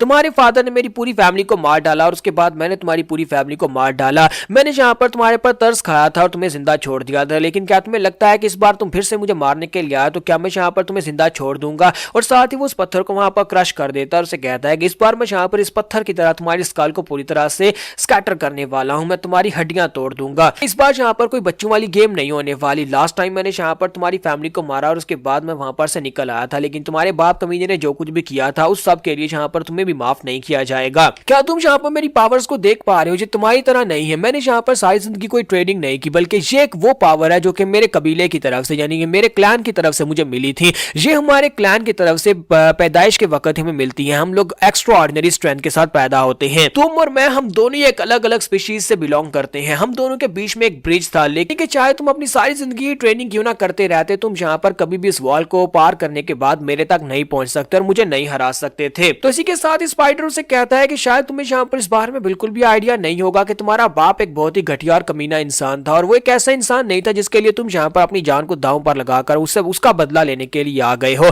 चाहे तुम्हें इस बारे में आइडिया भी नहीं है कि तुम्हारे बाप ने क्या किया था। तो इसी के साथ ही उसे कहता है कि तुम्हारा बाप एक कोल्ड मर्डरर था। उस कमीने ने यहाँ पर अपने भाई को मरवाने के लिए हमारे क्लैन के लोगों को असैसिनेशन के लिए पैसे दिए थे। हमारे क्लैन के लोगों को उसने कहा कि उसके भाई को मार दिया जाए, अगर वहां पर हम लोग उसके क्लैन के उसके ब्रदर को मार डालते हैं तो वो नया सेक्टर लीडर बन जाएगा, और जब वो अपनी फैमिली का नया सेक्टर लीडर बन जाएगा तो हमें यहाँ पर आजादी मिल जाएगी। क्योंकि तुम्हारे कमीने बाप ने उस गू पॉइजन वाले कीड़े को मेरी फैमिली के हर एक मेंबर की बॉडी के अंदर डाल दिया था। मुझे नहीं पता कि उसने ये कैसे किया, लेकिन हर एक मेंबर की बॉडी के अंदर वो कीड़ा था, और यहाँ पर आजाद होने के लिए एक ही शर्त थी कि हमें उसके ऑर्डर्स को फॉलो करना पड़ा। वो जो भी हमसे अपना घटिया काम करवाना चाहता था हम उसके लिए वो घटिया काम करते थे। लेकिन जब तुम्हारा बाप वहां पर सेक्टर लीडर बन गया अपने भाई को मरवाने के बाद, तो उसने अपनी तलवार को छोड़ दिया और उसने वहां पर एक नेक इंसान बनने के का नाटक करना शुरू कर दिया, लेकिन असल में वो एक कमीना इंसान था। उसने यहाँ पर हमारी पूरी की पूरी फैमिली को मिटा दिया। उसी गू पॉइजन की कमजोरी को यूज करते हुए उसने मेरे पूरे क्लैन को मार डाला, वरना मेरे क्लैन के लोग उसके हाथों से मरने वाले नहीं थे। उसने जो भी घटिया काम किए थे वो सारे काम हमारे क्लैन के लोगों से करवाए थे, इसी वजह से अब वो सबूत मिटाना चाहता था। तुम्हें इस बात के ऊपर भरोसा ना हो तो ना हो, लेकिन मैं यहाँ पर जो कुछ भी बता रहा हूँ बिल्कुल सच कह रहा हूँ। तुम्हारे कमीने बाप ने यहाँ पर हमारे क्लैन को सिर्फ इसलिए मार दिया था क्योंकि हम लोग यहाँ पर उसके खिलाफ जा सकते थे और उन सभी सबूतों को दुनिया के सामने ला सकते थे जो घिनौने काम तुम्हारे बाप ने किए थे। तो यहाँ पर हम लोग अपनी एपिसोड 17 का एंड करेंगे और नेक्स्ट एपिसोड में देखेंगे क्या हमारा सूरज यहाँ पर आकर इस यंग मास्टर सॉन्ग को बचा लेगा या फिर नहीं। तो गाइस कैसे हैं आप सब लोग? सीड्स ऑफ इमॉर्टैलिटी के एपिसोड 18 के साथ हाजिर हो। तो लास्ट एपिसोड के एंड पे हमने देखा था स्पाइडर कैप्टन सॉन्ग को बता रहा था कि तुम्हारा बाप एक निहायत ही घटिया और कमीना किस्म का इंसान था। तुम्हारे बाप की वजह से मैं यहाँ पर सब कुछ कर रहा हूँ। तुम्हारे बाप ने मुझे जिंदा छोड़कर कोई बड़ा एहसान नहीं किया कि उसने यहाँ पर एक मेरी फैमिली के आखिरी बचे हुए इंसान को अपनी फैमिली में रख लिया। वो बस यहाँ पर मुझे इसलिए रखना चाहता था ताकि यहाँ पर मेरी बॉडी के अंदर कीड़ा डालकर वो मुझे गुलाम बनाकर रख सके। वो यहाँ पर अपने किए का पश्चाताप नहीं कर रहा था, बल्कि वो यहाँ पर आखिरी बंदे के तौर पर यहाँ पर मुझे बचाकर रख रहा था कि अगर शायद यहाँ पर मेरी फैमिली का कोई बंदा जिंदा हो तो यहाँ पर मुझे बलि का बकरा बनाकर उसे यहाँ पर उसका सर झुकाया जा सके। तो ये सारी बातें सुनने के बाद कैप्टन सॉन्ग को काफी ज्यादा हैरानी होती है। तो कैप्टन सॉन्ग जो होता है उसकी बात सुनने के बाद हंसना शुरू कर देता है और कहता है क्या तुम्हें वाकई में लगता है कि मैं तुम्हारी बातों के ऊपर यकीन करने वाला हूँ? अब मुझे यहाँ पर समझ आ रही है कि मेरे फादर ने यहाँ पर क्यों तुम्हारी बॉडी के अंदर एक कीड़ा डाल कर रखा हुआ था और साथ ही तुम्हारी फैमिली को उसने क्यों मार दिया, क्योंकि तुम सभी लोग घटिया कमीने मॉन्स्टर्स हो। इसी वजह से उसने यहाँ पर तुम्हारे जैसे एक मॉन्स्टर को कीड़ा डालकर इतने सालों तक गुलाम बनाकर रखा। तो जैसे ही यहाँ पर कैप्टन सॉन्ग उसके बारे में ये बात करता है, इसी के साथ स्पाइडर अपना हाथ घुमाता है और उसकी गर्दन काट देता है और उसके मरने के साथ ही स्पाइडर जो होता है वो कहता है तो फाइनली ये सब कुछ खत्म हो गया। जबकि माशूरा नीचे उतर कर आ जाता है और उसे कहता है तो क्या तुमने यहाँ पर अपना बदला ले लिया या फिर तुम जो भी करने वाले थे क्या तुमने अपना काम खत्म कर लिया? तो शूरा उसके पीछे आकर खड़ा हो जाता है, साथ उसकी तरफ देखता है तो स्पाइडर उसकी तरफ देखता है, दोनों एक दूसरे की तरफ देखते हैं। तो हमारा शूरा कहता है ये तो बड़ी हैरानी की बात है, मैंने तो सुना था कि जब स्पाइडर बीस्ट किसी बॉडी के अंदर जाता है तो वो अपने होस्ट को पूरी तरह से कंट्रोल कर लेता है, लेकिन तुम्हें देखकर ऐसा लगता है जैसे कि तुम यहाँ पर पूरी तरह से अपनी होश में हो। लेकिन साथ ही वो कहता है चलो इस बात से क्या ही फर्क पड़ता है, पहला काम यहाँ पर पहले करते हैं और अपना डंडा उठाता है और उसके सर में दे मारता है। तो जैसे ही हमारा शूरा जो होता है डंडे के साथ उसके ऊपर अटैक करता है, इसी के साथ स्पाइडर सामने से गायब हो जाता है। तो शूरा भी इस बात से काफी हैरान होता है कि स्पाइडर की स्पीड काफी ज्यादा होती है और स्पाइडर जो होता है जंप करके उसके सर के ऊपर चला गया होता है, वहां पर जाकर उसके सर के ऊपर हाथ रख के बैक फ्लिप करता है। तो इसी के साथ ही हमारे चीफ भी वहां पर दूर दूर से उसे कहता है कि लड़के तुम्हें बहुत ज्यादा केयरफुल रहने की जरूरत है क्योंकि ये स्पाइडर मॉन्स्टर काफी ज्यादा तेज है। इसी के साथ दिखाता है कि स्पाइडर मॉन्स्टर जो होता है वहीं पर से पीछे की तरफ बैक फ्लिप करता है और कहता है कि लगता है कि कैप्टन सोंग अपने साथ एक और कमीने को लेकर आया था, लेकिन मैं यहाँ पर आज तुम सभी लोगों को खत्म कर दूंगा। और जैसे वहां पर हमारे शुरा की गर्दन मोड़कर पीछे की तरफ जंप लगाता है तो हमारे शुरा की गर्दन पीछे की तरफ मुड़ जाती है। लेकिन हमारा शुरा इतनी आसानी से कैसे मर सकता है? वो यहाँ पर सीरीज में अभी तक एक मिस्टीरियस कैरेक्टर है जिसके बारे में किसी को कुछ नहीं पता कि उसकी पावर का एक्सटेंड क्या है और कितना ज्यादा स्ट्रॉन्गर है। तो इसी के साथ ही जैसे स्पाइडर उसकी गर्दन को पीछे मोड़कर पीछे की तरफ बढ़ता है, इसी के साथ ही हमारे शुरा की स्टिक जो होती है उसे लगती है, जिसकी वजह से हमारा स्पाइडर जो होता है उठता हुआ पीछे जाकर एक पत्थर के साथ टकराता है। बेचारा पत्थर के अंदर जाकर दंस जाता है और पत्थर भी टूट जाता है। तो हमारा शुरा जो होता है अपनी गर्दन को सीधा करता है और कहता है कमीने कहीं कि तुमने तो यहाँ पर मेरी गर्दन को ही मोड़ दिया। क्या तुम्हें पता है कि ऐसा सिर्फ एक इंसान कर सकता है? इससे पहले सिर्फ एक इंसान मेरी गर्दन को मोड़ पाया और वो मेरे चीफ है। चीफ के अलावा कोई भी यहाँ पर ऐसा नहीं कर सकता और दोबारा मेरी गर्दन को हाथ भी मत लगाना। और इसी के साथ ही हमारा शुरा जो होता है उस टूटे हुए पत्थर की तरफ आगे बढ़ता है। तो जैसे ही वहां पर उस जगह के ऊपर पहुंचता है और देखता है कि वहां पर उस पत्थर के अंदर वो पूरी तरह से दब चुका होता है, तो शुरा कहता है कहीं ऐसा तो नहीं है कि मैं अपनी पावर को कंट्रोल नहीं कर पाया और मैंने एक ही स्ट्राइक में यहाँ पर उस स्पाइडर वाले बंदे को मार डाला है। लेकिन इसी के साथ ही वहां पर से पत्थर हटते हैं और वहां पर से स्पाइडर मॉन्स्टर जो होता है गुस्से के साथ उसकी तरफ देखता है और बड़ी तेजी के साथ उसके ऊपर अटैक करने के लिए आगे बढ़ता है। तो शुरा कहता है कि लगता है कि वो मरा नहीं है बल्कि जिंदा है। और इसी के साथ ही स्पाइडर जो होता है अपनी स्पीड को यूज कर रहा था, वो बड़ी तेजी के साथ हमारे शुरा के ऊपर अटैक करता है, लेकिन हमारा शुरा जो होता है वो भी उसी स्पीड के साथ उसके अटैक को अवॉइड कर लेता है। तो इसी के साथ स्पाइडर अपने आसपास देखता है कि वो लड़का कहां पर चला गया। तुम्हारा शुरा जो होता है ऊपर होता है, ऊपर की तरफ से लटक कर उसे देख रहा था और उसे कहता है तुम्हारी स्पीड तो वाकई में काफी ज्यादा फास्टर है, तुम इन फैंसी मूव के साथ मेरे साथ क्या करना चाहते थे? क्या मुझे मारने की कोशिश कर रहे हो? अगर ऐसी बात है तो फिर मैं भी यहाँ पर कुछ फैंसी मूव्स को यूज करूंगा। और हमारा शुरा भी अपनी स्पीड को इंक्रीज करता है, दोनों यहाँ पर स्पीड की बैटल करते हैं। जितनी तेजी के साथ स्पाइडर उसके ऊपर अटैक कर रहा होता है उतनी तेजी के साथ हमारा शुरा भी उसकी अटैक्स को अवॉइड या फिर उसके ऊपर अटैक्स कर रहा होता है। दोनों की स्पीड तकरीबन एक दूसरे से मैच कर रही होती है और स्पाइडर इस बात से काफी ज्यादा हैरान हो जाता है कि ये लड़का बहुत ज्यादा खास है, ये लड़का यहाँ पर उसके अटैक्स को अवॉइड किए जा रहा है। तो इसी के साथ स्पाइडर फाइनल के ऊपर जब हमारे अशूरा को पंच मारता है तो अशूरा अपने पेट के ऊपर उस पंच को डायरेक्टली ब्लॉक करता है। तो जब पंच उसके पेट के ऊपर पड़ता है तो इसी के साथ हमारा अशूरा आगे से हंस रहा होता है और उसे कहता है कि मुझे लगता है कि अब यहाँ पर मुझे बिल्कुल भी मजा नहीं आ रहा क्योंकि तुम्हारे पंचेस के अंदर तो बिल्कुल भी दम नहीं है। और इसी के साथ ही हमारा अशूरा जो होता है वहीं पर से उसके पेट में एक पंच दे मारता है। तो जब स्पाइडर के पंच पड़ता है तो स्पाइडर के मुंह से वहां पर काफी सारी जाग निकलती है और स्पाइडर जो होता है उसे बहुत ही जोर का पंच पड़ता है। तो शूरा कहता है कि मैं यहाँ पर तुम्हारे साथ और थोड़ी देर के लिए खेलता, लेकिन मेरे पास इतना समय नहीं है क्योंकि चीफ जो है वो बहुत ही जल्दी बोर हो जाते हैं और चीफ कहते हैं कि जो भी काम शुरू करो उसे जल्दी से जल्दी खत्म करो, इसी वजह से मुझे यहाँ पर इस काम को खत्म करके अगले काम पर भी जाना है। और जैसे हमारा शूरा जो होता है वहां पर उसे पीछे की तरफ धक्का देता है तो स्पाइडर समझ जाता है कि ये बंदा जो है ये बहुत ज्यादा अलग है। तो वो कहता है कहीं ऐसा तो नहीं है कि ये हमारी स्पीशीज से है, क्योंकि वो डिमोनिक रेस से है। तो इसका मतलब ये नहीं है कि वो शूरा के बारे में सोच रहा होता है कि कहीं ये शूरा यानी कि ये लड़का जो भी है ये हमारी नस्ल का है और ये इसकी पावर लेवल्स तो हमारी नस्ल से भी ज्यादा है, कहीं ऐसा तो नहीं है कि ये हमारे एंसेस्टर्स में से कोई एक है। तो शूरा उसे पंच मारता है तो जिसकी वजह से वो उड़ता हुआ पेड़ों में काफी ज्यादा दूर अंदर जाकर गिरता है और वहां पर सारे पेड़ भी टूट जाते हैं। और वहां पर गिरे गिरे वो सोच रहा होता है कि अब मैं यहाँ पर क्या करूं, ये दुश्मन एक ऐसा है दुश्मन है जिसके सामने मैं टिक नहीं सकता। तो अशूरा उसकी तरफ आगे बढ़ रहा था, जैसे वहां पर उसके करीब पहुंचता है इसी के साथ ही वो स्पाइडर जो होता है वहां पर अब बात कर रहा था क्योंकि वोरियों की बॉडी जो होती है वो तो बेहोश हो चुकी होती है, यानी उसकी बॉडी अनकॉन्शियस हो चुकी होती है और स्पाइडर अब यहाँ पर बात करते हुए सोच रहा होता है कि मुझे यहाँ पर कुछ ना कुछ तो करना ही होगा। इस वक्त हालात बहुत ज्यादा खतरनाक हो चुके हैं और इस वक्त यहाँ पर मेरे सामने एक मॉन्स्टर है जिसका मुकाबला मैं नहीं कर सकता। तो शूरा जैसे वहां पर उसके करीब पहुंचता है उसी के साथ स्पाइडर उसकी बॉडी के अंदर से बाहर निकल आता है। तो वोरियों की बॉडी के अंदर से बाहर निकलता है तो मां शूरा कहता है तो फाइनली कमीने कहीं कि तुम अपने होस्ट को छोड़कर बाहर निकल रहे हो, लगता है कि तुम्हारे होस्ट की बॉडी मर चुकी है इसी वजह से तुम बाहर निकले हो, अब फाइनली यहाँ पर बैटल करने में मजा आएगा। तो स्पाइडर वहां पर उसकी बॉडी के अंदर से बाहर निकलता है तो शूरा कहता है कि चलो अब जल्दी से रेडी हो जाओ, अब मेरा डंडा खाने के लिए तैयार हो जाओ। लेकिन इसी के साथ जब शूरा वहां पर खुश हो रहा था कि स्पाइडर से फाइट करने का मौका मिलेगा, स्पाइडर वहां से भागना शुरू कर देता है। तो मां शूरा कहता है कि ये क्या, ये कमीना तो यहाँ पर से भाग रहा है, मैंने ये तो बिल्कुल भी नहीं सोचा था कि ये स्पाइडर यहाँ पर से डर कर भागना शुरू कर देगा। वो चिल्लाकर उसे कहता है कमीने कहीं कि यहाँ पर वापिस आ जाओ और मेरा डंडा खाओ, तुम इस तरह से भागकर नहीं जा सकते। इसी के साथ स्पाइडर को दिखाते हैं कि बड़ी तेजी के साथ भागता हुआ जा रहा था और कहता है कि मुझे बस जाकर किसी और होस्ट को ढूंढना होगा, जाकर उसकी बॉडी के अंदर रह लूंगा, यहाँ पर इस लड़के के साथ मरने का क्या फायदा और एक मॉन्स्टर मेरे पीछे लगा हुआ है, यहाँ पर से किसी दूसरी जगह के ऊपर चलते हैं, किसी दूसरे गांव के अंदर जाकर अपना जाल बुनते हैं।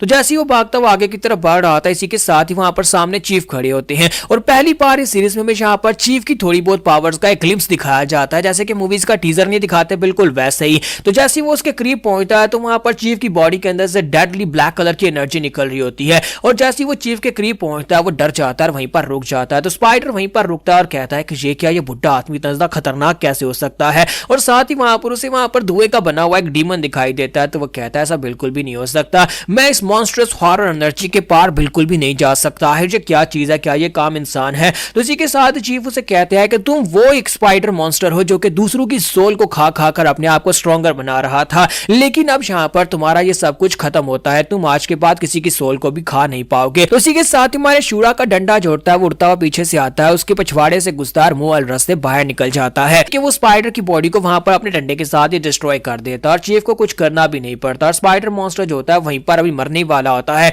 इसी के साथ चीफ अपने पास तलिस्मन निकालते हैं और उस तलिस्मन के अंदर उस मॉन्स्टर यानी स्पाइडर मॉन्स्टर की बॉडी को भी तलिस्मन के अंदर सेव कर लेते हैं और मॉन्स्टर जो होता है चलाते चलाते उस तलिस्मन के अंदर सेव हो जाता है। तो चीफ कहता है लो यहाँ पर एक और काम पूरा हो गया और वो शुरा से कहता है कि तुमने बहुत ही अच्छा काम किया। तो शुरा कहता है कि चीफ आपका बहुत बहुत शुक्रिया। साथ ही वो चीफ से कहता है कि चीफ मैं इस बार में भूल ही गया था, मैं आपको बताने वाला था कि तो आपने तो कहा था कि ये जो स्पाइडर मॉन्स्टर किसी होस्ट की बॉडी के अंदर रहते हैं तो ये उसकी बॉडी को पूरी तरह से कंट्रोल कर लेते हैं, लेकिन मुझे लगता है कि इस होस्ट के अंदर अपनी कॉन्शियसनेस थी, ये स्पाइडर उसको पूरी तरह से कंट्रोल नहीं कर पा रहा था। क्या ऐसा पॉसिबल है कि एक पैरासाइट किसी दूसरे की बॉडी के अंदर रह रहा हो और वो इंसान जो है वो खुद अपनी बॉडी को खुद कंट्रोल कर रहा हो। तो चीफ उसे कहते हैं कि हाँ मुझे लगता है कि ऐसा हो सकता है और इसी के साथ चीफ जो होता है वहां पर वूरियोंग की बॉडी के पास जाता है, जाकर उसको चेक करता है। तो चीफ चेक करने के बाद कहता है कि मुझे लगता है कि इस लड़के के अंदर इंसानियत अभी भी बाकी है, तो क्यों ना हम लोग यहाँ पर इस लड़के के लिए एक तोहफा छोड़ जाएं। तो यहाँ पर हमारी एपिसोड 18 का एंड होगा और नेक्स्ट एपिसोड में हम लोग उस बंदे को देखेंगे, वो बंदा जो कि पीछे जाकर सबूत इकट्ठे कर रहा था कि यहाँ पर उसके फोर्ट सोवरियन के साथ हुआ क्या और पूरे का पूरा बेस तबाह कैसे हो गया। तो यहाँ पर हमारी एपिसोड 18 एंड होगी।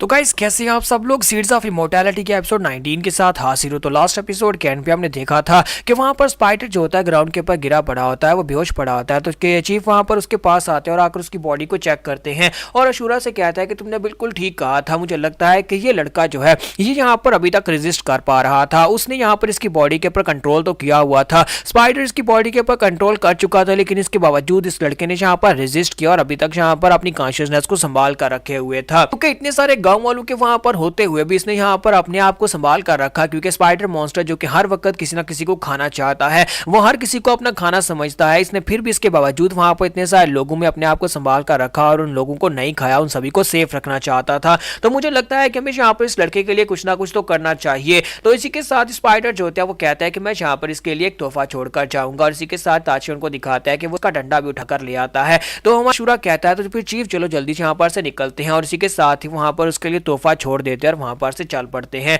तो यहीं पर से नेक्स्ट सीन में दिखाते हैं कि जंगल में एक हिरन होता है यानी एक डियर होता है जो कि वहां पर घास खा रहा होता है। तो इसी के साथ ही साइड के ऊपर वो देखता है तो वहां पर वही 3 बच्चे जो होते हैं, वो एक बच्चा जो होता है उसके ऊपर तीर चलाता है। जब वो उसके ऊपर तीर चलाता है तो हिरन जो होता है वहां पर से भाग जाता है। तो दूसरे दो से कहता है कि तुमने लास्ट टाइम हमसे रैबिट के वक्त कहा था कि हम लोग अपनी सांस बंद करके खड़ा रहा करें, इस बार तो हम लोगों ने सांस भी नहीं ली, हमने सांस भी बंद कर दी थी, फिर यहाँ पर क्या हुआ, फिर भी तुम निशाना नहीं लगा पाए। तो वो लड़का चलाकर उनसे कहता है कि बेवकूफो, क्योंकि तुम लोग यहाँ पर मेरे साथ आए हो सिर्फ और सिर्फ इसी वजह से मैं यहाँ पर कुछ नहीं कर पाया, इसी वजह से मैं निशाना नहीं लगा पाया। अगर तुम लोग मेरे साथ नहीं आते तो मैं यहाँ पर सही से निशाना लगा सकता था। तो उसी के साथ ही वो दोनों साथियों से कहते हैं कि पीछे देखो पीछे क्या है। तो पीछे घूमकर देखता है तो फिर से वही बालू होता है और इस बार उस बालू के दूसरे कान के अंदर तीर लगा होता है। तो वो तीनों ही बहुत सा घबरा जाते हैं और कहते हैं कि ये क्या, ये अभी तक जिंदा कैसे, हमें तो लगा था कि उस बिग ब्रदर ने इस बालू को उठा लिया था क्योंकि ये मरा हुआ था, लेकिन अब यहाँ पर जिंदा होकर हमारे सामने कैसे आकर खड़ा हो गया है। अब किसी के साथ ही वहां पर दिखाते हैं कि स्पाइडर यानी कि वूरियोंग जो होता है वहां पर उसके ऊपर बैठा होता है। तो वूरियोंग उनसे कहता है कि तुम तीनों बच्चे, मैंने तुम लोगों को कितनी बार कहा है कि जंगल में यहाँ पर डीप एरिया में बिल्कुल भी मत आया करो, लेकिन तुम लोग मेरी सुनते कब हो, तुम लोग यहाँ पर आए ही क्यों हो।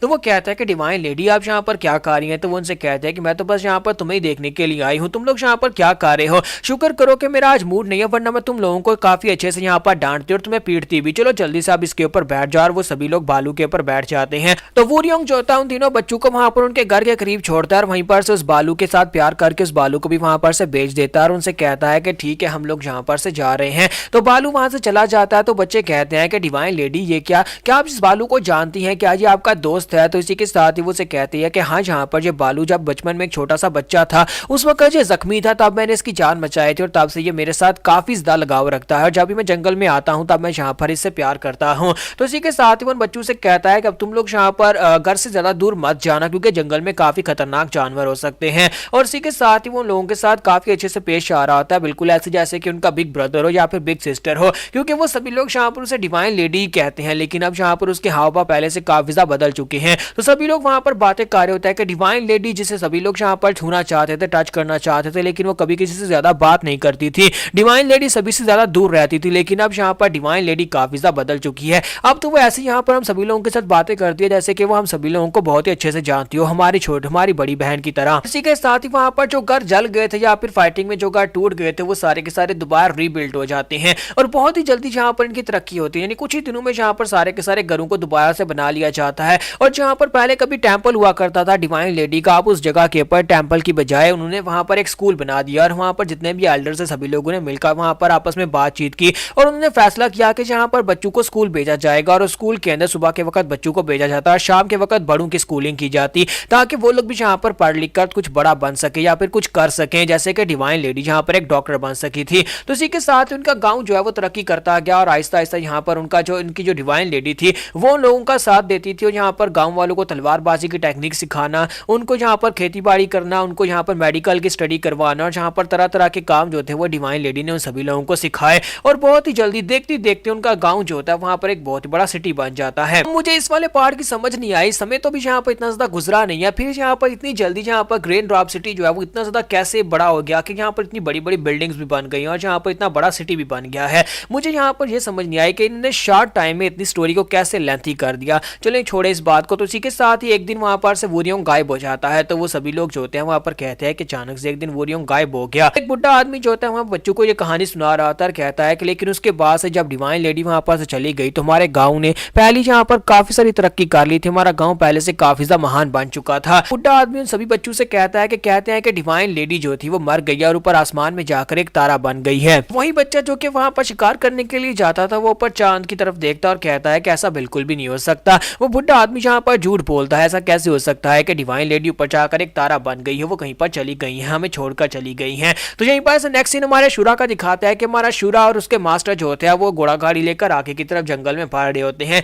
तो जब वो लोग आगे की तरफ बढ़ रहे होते हैं इसी के साथ ही शूरा वहां पर जमाइयां ले रहा था क्योंकि उसे नींद आ रही होती है और उसके सामने से आवाज आती है, कोई कहता है कि यहीं पर रुक जाओ। तो शूरा जो होता है पहले उन्हें देखता है, फिर साथ ही वहां पर अपनी कार को रोकता है क्योंकि सामने जो बंदा होता है वो एक बारबेरियन की तरह होता है, उसके मसल वसल्स काफी ज्यादा होता है, वह घूर घूर कर उनकी तरफ देख रहा होता है। तो शूरा और चीफ दो होते हैं, वो दोनों वहां पर अपने ताचियों को रोकते हैं। तो शूरा ताचियों से कहता है कि ताचियों रुक जाओ, और तो घोड़े को रोकने के बाद मां शूरा उसे कहता है कि लो मैंने यहाँ पर अपने घोड़े को रोक दिया, अब बताओ कि तुम्हें क्या चाहिए। तो इसी के साथ ही वो बंदा जो होता है उसे कहता है कि अब चुपचाप अपनी कार से नीचे उतरो, तुम दोनों जहाँ पर चुपचाप आहिस्ता आहिस्ता चलते हुए मेरे पास आ जाओ। इस बात से चीफ और शूरा दोनों काफी ज्यादा हैरान होते हैं। तुम्हारा शूरा चीफ से कहता है कि चीफ क्या मैं इसकी तशरीफ को कूट के आऊं। तो चीफ उसे कहता है कि हाँ जाओ जाकर कूट के आओ। और इसी के साथ ही मां शूरा जो होता है नीचे उतर आता है, अपना डंडा लेता है और उसके सामने आता है और उसे कहता है लो अब मैं यहाँ पर नीचे आ गया हूँ, अगर तुम यहाँ पर मार नहीं खाना चाहते तो चुपचाप रास्ते से दफा हो जाओ, क्योंकि अगर तुमने यहाँ पर हमें एक बार और रोकने की कोशिश की तो फिर मैं तुम्हारी तशरीफ को कूट दूंगा और चीफ भी मुझे रोक नहीं पाएगा। तो इसी के साथ ही हमारा शूरा जो होता है वो आगे की तरफ बढ़ता है, लेकिन जैसे ही वो आगे बढ़ता है सामने वाला बंदा जो होता है उसका ऐसा कोई इरादा नहीं होता कि वो सामने से हटे और उसे कहता है क्या तुम्हें आइडिया भी है कि हम लोग कौन है, तुम्हें इस बारे में बिल्कुल भी आइडिया नहीं होगा।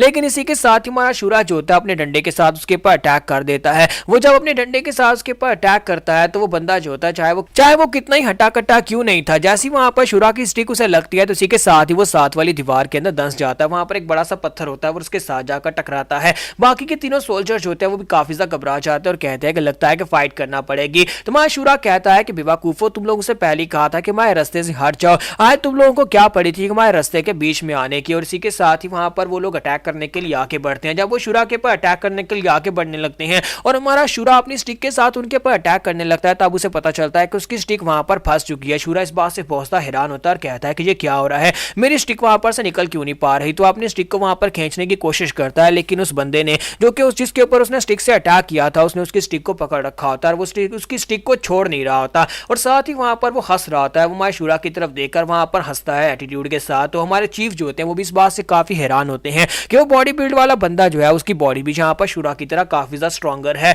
तो बाकी के तीनों जो होते हैं अपनी तलवारें लेकर शूरा की तरफ आगे बढ़ते हैं और हमारा शूरा जो होता है अभी भी यहाँ पर उसी बंदे को घूर घूर कर देख रहा होता है। शायद जहां पर उसे इसलिए देख रहा होता है क्योंकि वो उसकी तरह ही स्ट्रॉन्गर है। तो इसी के साथ ही वो सभी लोग जो होते हैं अपनी तलवारें लेकर जैसे ही वहां पर उसके पर अटैक करने के लिए उसके करीब पहुंच जाते हैं, उनका चीफ पीछे पीछे से निकल कर आता है और उनसे कहता है कि रुक जाओ, यहीं पर रुक जाओ, तुम में से कोई भी अटैक नहीं करेगा, और वो सभी लोग वहीं पर रुक जाते हैं। तो उनका चीफ वहां पर से निकल कर आता है, वहां पर आने के बाद उनसे कहता है बेवकूफो, मैंने तुम लोगों से कहा था अटैक मत करना, और साथ ही वो सीधा जाकर हमारे चीफ के सामने अपना सर झुकाता है और उन्हें कहता है कि प्लीज मुझे माफ करिएगा, मेरा नाम जारिम यू है और मैं फोर्ट सॉवरियन की ब्लैक वॉच यूनिट का एक मेंबर हूं, प्लीज मेरे साथ आइएगा, हम लोग आपको यहाँ पर कॉटसी यानी कि इज्जत के साथ आपको ले जाने के लिए आए हैं। तो यहाँ पर हम लोग अपनी एपिसोड 19 का एंड करेंगे और नेक्स्ट एपिसोड में देखेंगे क्या चीफ और शुरा इज्जत के साथ इनके ब्लैक फोर्ट्रेस सॉवरियन फोर्ट्रेस के अंदर चले जाएंगे या फिर नहीं।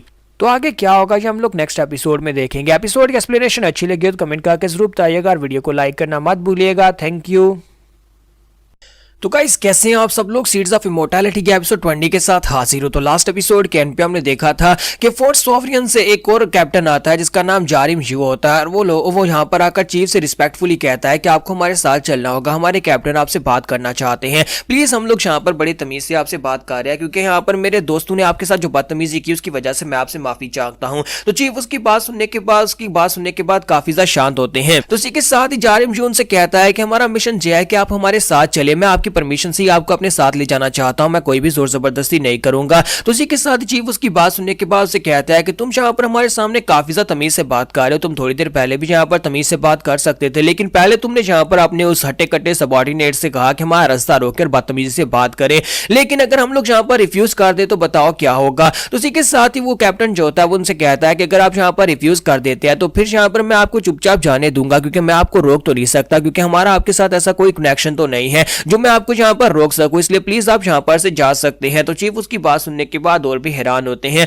फिर साथ ही चीफ उसे कहता है कि मुझे लगता है कि तुम काफी ज्यादा तमीजदार हो, अगर तुम यहाँ पर हमें अपने साथ कहीं पर लेकर जाना चाहते हो और हमसे कोई बात करना चाहते हो तो मुझे लगता है कि ये बुढ़ा आदमी तुम्हारे लिए थोड़ा सा समय तो निकाल ही सकता है। अच्छा ठीक है, बताओ कि तुम्हारा कैप्टन कहाँ पर रहता है और कितनी दूर जाना है। तो जारिम यू उन लोगों से कहता है कि आपका बहुत बहुत शुक्रिया हमारे साथ चलने के लिए, मैं आपके सफर को बहुत ज्यादा कंफर्टेबल बनाऊंगा, आपको बिल्कुल भी दिक्कत नहीं होगी। मैं आपको अपने चीफ से जाकर मिलाना चाहता हूं और हमारा चीफ इस वक्त हमारे फोर्ट सॉवरियन के ब्लैक यूनिट कासल के अंदर है और यहाँ से ज्यादा दूर नहीं है, हम लोग जहाँ पर जल्दी पहुंच जाएंगे। उसी के साथ ही वो हट्टा कट्टा आदमी जो होता है अपने साथियों से कहता है कि जल्दी से जाओ, जाकर घोड़े लेकर आओ, जबकि हमारा शुरा जो होता है अपना डंडा उसके कंधे के ऊपर रखता है। बाकी के सभी लोग काफी ज्यादा हैरान होते हैं कि क्या ये लड़का अभी भी यहाँ पर फाइट करना चाहता है और इसी के साथ जारिम यू भी इस बात से काफी हैरान होता है। तुम्हारा शुरा जो होता है कुछ ज्यादा ही पामडा हो चुका होता है क्योंकि उसने यहाँ पर देखा किसी ने उसकी स्टिक को पकड़ लिया, तो उसे कहता है कि लगता है कि तुम्हारे मूव्स काफी ज्यादा अच्छे हैं, क्या तुम यहाँ पर दोबारा से मेरी स्टिक को पकड़ोगे, आप जल्दी से यहाँ पर मेरी स्टिक को दोबारा से पकड़ कर दिखाओ। तुम्हारा शुरा जो होता है वहां पर उसकी बॉडी के अंदर से ब्लैक कलर की एनर्जी भी निकल रही होती है जो कि सिर्फ चीफ वहां पर देख पा रहे होते हैं। तो वो बारबेरियन जैसे वहां पर उसकी स्टिक को पकड़ लेता है तो उसी के साथ ही वहां पर उसका चीफ चिल्लाकर उसे कहता है कि योम वैंग कहीं तुम्हारा दिमाग तो नहीं खराब हो गया, ये हमारे रिस्पेक्टेड मेहमान है और ये लोग हमारे साथ तुम्हारे फोर्ट कासिल में जाने वाले हैं, इसलिए तुम यहाँ पर ऐसा मत करो, तुम्हें इससे फाइट नहीं करनी। तो जैसे वहां पर योम वैंग जो होता है वहां पर जारिम की आवाज सुनता है तो उसकी आवाज सुनने के बाद वो उस डंडे को छोड़ देता है और वहीं पर हल्का सा मुस्कुरा देता है, जबकि हमारा शुरा जो होता है वो बिल्कुल भी इस बात से कन्विंस्ड नहीं होता और उसकी बॉडी के अंदर से पावर्स निकल रही होती हैं। तो चीफ उसे कहता है कि शुरा चुपचाप वापस आ जाओ। जैसे चीफ वहां पर उसे कहता है कि शुरा मैंने यहाँ पर तुम्हें कितनी बार कहा है कि यहाँ पर मेरे से पूछे बिना कुछ भी मत किया करो, अब जल्दी से वापस आ जाओ, हमें इनके साथ जाना है। तो शुरा जो होता है वहां पर शांत हो जाता है और भागता हुआ जल्दी से वापस आ जाता है। तो चीफ उसे कहते हैं क्या तुम मेरी आवाज सुन नहीं पा रहे थे। तो शुरा वापस आता है कहता है प्लीज मुझे माफ कर दीजिएगा और साथ ही शुरा की बॉडी के अंदर सभी यहाँ पर ब्लैक कलर का ऑरा निकल रहा होता है। तो चीफ उसे कहते हैं कि थोड़ी देर के लिए तो मुझे वहां पर लगा था कि तुम शायद अपनी पावर्स को कंट्रोल करना सीख गए हो,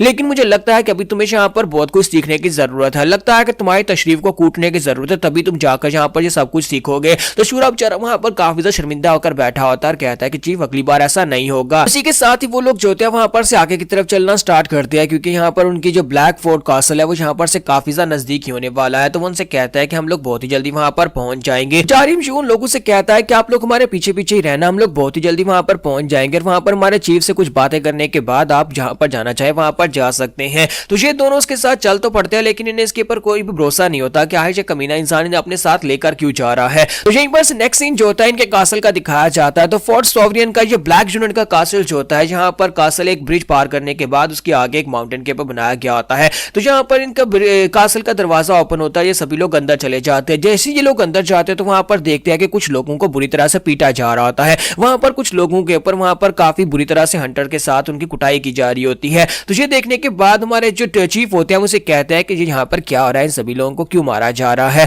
तो इसी के साथ ही जारिम जो लोगों को बताता है कि ये सभी लोग जो है ये बुरे लोग हैं, ये क्रिमिनल्स हैं, इसी वजह से इनको यहाँ पर सजा दी जा रही है। हमारे जो हमारा जो कासल है उसकी मेन जिम्मेदारी यही है कि हम लोग यहाँ पर जितने भी लोग बुरे काम करते हैं उन सभी लोगों को पकड़कर उनको सजा देते हैं। जैसे कि ये लोग जो है ये हमारे कंट्री के खिलाफ जाने के लिए बड़ी साजिशें कर रहे थे, इसी वजह से हम लोग यहाँ पर इनको पकड़कर इनको सजा दे रहे हैं। ये हमारा काम है जहाँ पर इंसाफ को बरकरार रखा जाए, जहाँ पर शांति रखना ये भी हमारे फोर्ट सॉवरियन का ही काम है। तो चीफ उसे कहते हैं अच्छा तो तुम लोग यहाँ पर एक अच्छा काम कर रहे हो, अच्छा तो तुम लोग यहाँ पर जस्टिस के लिए काम करते हो। और इसी के साथ ही उनसे कहता है प्लीज माफ करिएगा, आप हमारे यहाँ पर बहुत ही खास मेहमान है, लेकिन आपको यहाँ पर आते इस तरह के डिस्ट्रेस सीन देखने पड़े, लेकिन कोई बात नहीं, आप मुझे लगता है कि आप यहाँ पर पहले भी ऐसा सब कुछ देख चुके होंगे। तो चीफ उसकी बात सुनने के बाद और भी हैरान होते हैं। फिर साथ ही वो लोग वहां पर से आगे की तरफ बढ़ जाते हैं, जहां पर सामने उनकी मेन पवेलियन होती है। तो उनकी ताचियों यानी मेन की घोड़ा गाड़ी को बाहर ही वहां पर रोका जाता है और उसके बाद चीफ और शूरा दोनों जो होते हैं जारिम जू के सामने टेबल पर बैठ जाते हैं। वहां शूरा जो होता है अपने आसपास देख रहा होता है, कहता है ये जगह तो कुछ ज्यादा ही फैंसी है।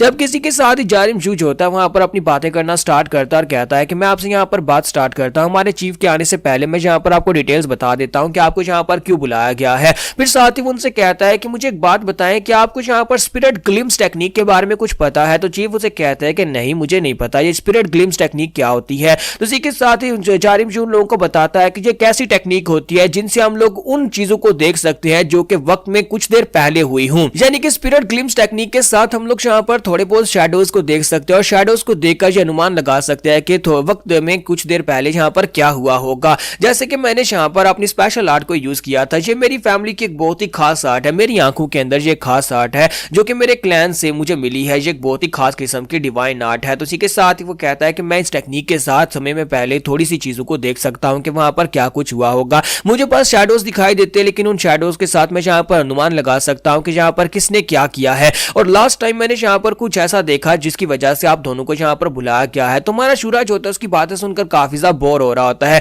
तो जारिम जू कहता है कि मैं यहाँ पर अपने फोर्ट कासल के नाइलेट होने के बाद उस जगह के ऊपर गया था और उसको इन्वेस्टिगेट कर रहा था। जब मैं वहां पर इन्वेस्टिगेशन के लिए गया तो जिन जिन जगहों के ऊपर मैं गया वहां पर मुझे काफी कुछ अजीब चीजें दिखाई दी। जैसे कि मैं वहां पर सबसे पहले गया जहां पर 4 बड़े बड़े स्नेक्स मरे पड़े हुए थे। वहां पर उस जगह के ऊपर जाने के बाद मैंने अपनी स्पिरिट ग्लिम्स आर्ट को यूज किया। जब मैंने अपनी आर्ट को यूज करके वक्त में पीछे जाकर देखा तो मुझे वहां पर क्या दिखाई देता है, एक लड़का जैसे कि मेरे सामने बैठा है, उसके हाथ में भी एक स्टिक थी और अपनी स्टिक के साथ उसने वहां पर उन स्नेक्स को इतनी बुरी तरह से पीटा कि अपने डंडे के साथ उसने उनको मैश कर दिया, उनके सर फोड़ दिए। वो बहुत ज्यादा स्ट्रॉन्गर था और वो सब कुछ मैंने वहां पर अपनी स्पिरिट ग्लिम्स आर्ट के साथ देखा। फिर साथ ही वहां पर से मैं आगे बढ़ा जहां पर एक रेस्टोरेंट था। वहां पर रेस्टोरेंट की जगह एक बहुत ही बड़ा सा पेड़ उग चुका था, एक डिवाइन पेड़ जैसे कि हमारे इस कंट्री में बिल्कुल भी नहीं होते। और उसको जब मैंने वहां पर जाकर देखा तो मुझे वहां पर कुछ महसूस हुआ कि एक बुढ़ा आदमी वहां पर एक बीज फेंक रहा है एक ज़ोंबीफाइड मॉन्स्टर के ऊपर जो कि एक पेड़ बन गया है। फिर वहां पर से मैं आगे बढ़ा और उसके बाद मैं उस जगह के ऊपर गया जहां पर कभी हमारा फोर्ट सॉवरियन हुआ करता था, लेकिन अब वहां पर एक बहुत ही गहरा गड्ढा बन चुका है। अब वहां पर जाने के बाद मुझे वहां पर 2 लोग दिखाई दिए, एक बुढ़ा आदमी और उसके साथ एक लड़का जिसके हाथ में एक स्टिक है। लेकिन साथ ही मुझे वहां पर ऐसे दिखाई दिया जैसे कोई विस्फोट हुआ, एक बहुत ही बड़ा धमाका हुआ है जिसकी वजह से पूरे का पूरा फोर्ट सॉवरियन उड़ गया और हमारे हजारों लोग जो कि इस फोर्ट सॉवरियन के सोल्जर्स है वो सारे के सारे वहां पर मारे गए हैं। और ये सब कुछ मैंने अपनी स्पिरिट ग्लिम्स आर्ट की वजह से देखा और ये सब कुछ देखने के बाद मुझे लगता है कि अब आपको समझ आ गई होगी कि आपको यहाँ पर क्यों बुलाया गया है। तो हमारा शूरा जो होता है उसकी सारी बातें सुनने के बाद चीफ से कहता है कि चीफ आपको नहीं लगता कि ये हमारे बारे में बात कर रहा है, जबकि हमारे चीफ जो होते हैं उसे कहता है कि तुम्हारी ये टेक्निक तो वाकई में काफी ज्यादा कमाल की टेक्निक है, लेकिन मुझे समझ नहीं आ रही कि तुम यहाँ पर हमें इस जगह के ऊपर क्यों लेकर आए और हमें अपनी इस टेक्निक के बारे में क्यों बता रहे हो। तो यहाँ पर हमारी एपिसोड 20 का एंड करेंगे और नेक्स्ट एपिसोड में देखेंगे क्या है यहाँ पर इन फोर्ट सॉवरियन के कमीने लोगों का मकसद क्या है, क्या वो यहाँ पर इनको ट्रैप करने के लिए लाए हैं या फिर इनको यहाँ पर सजा देने के लिए लाए हैं। तो गाइस कैसे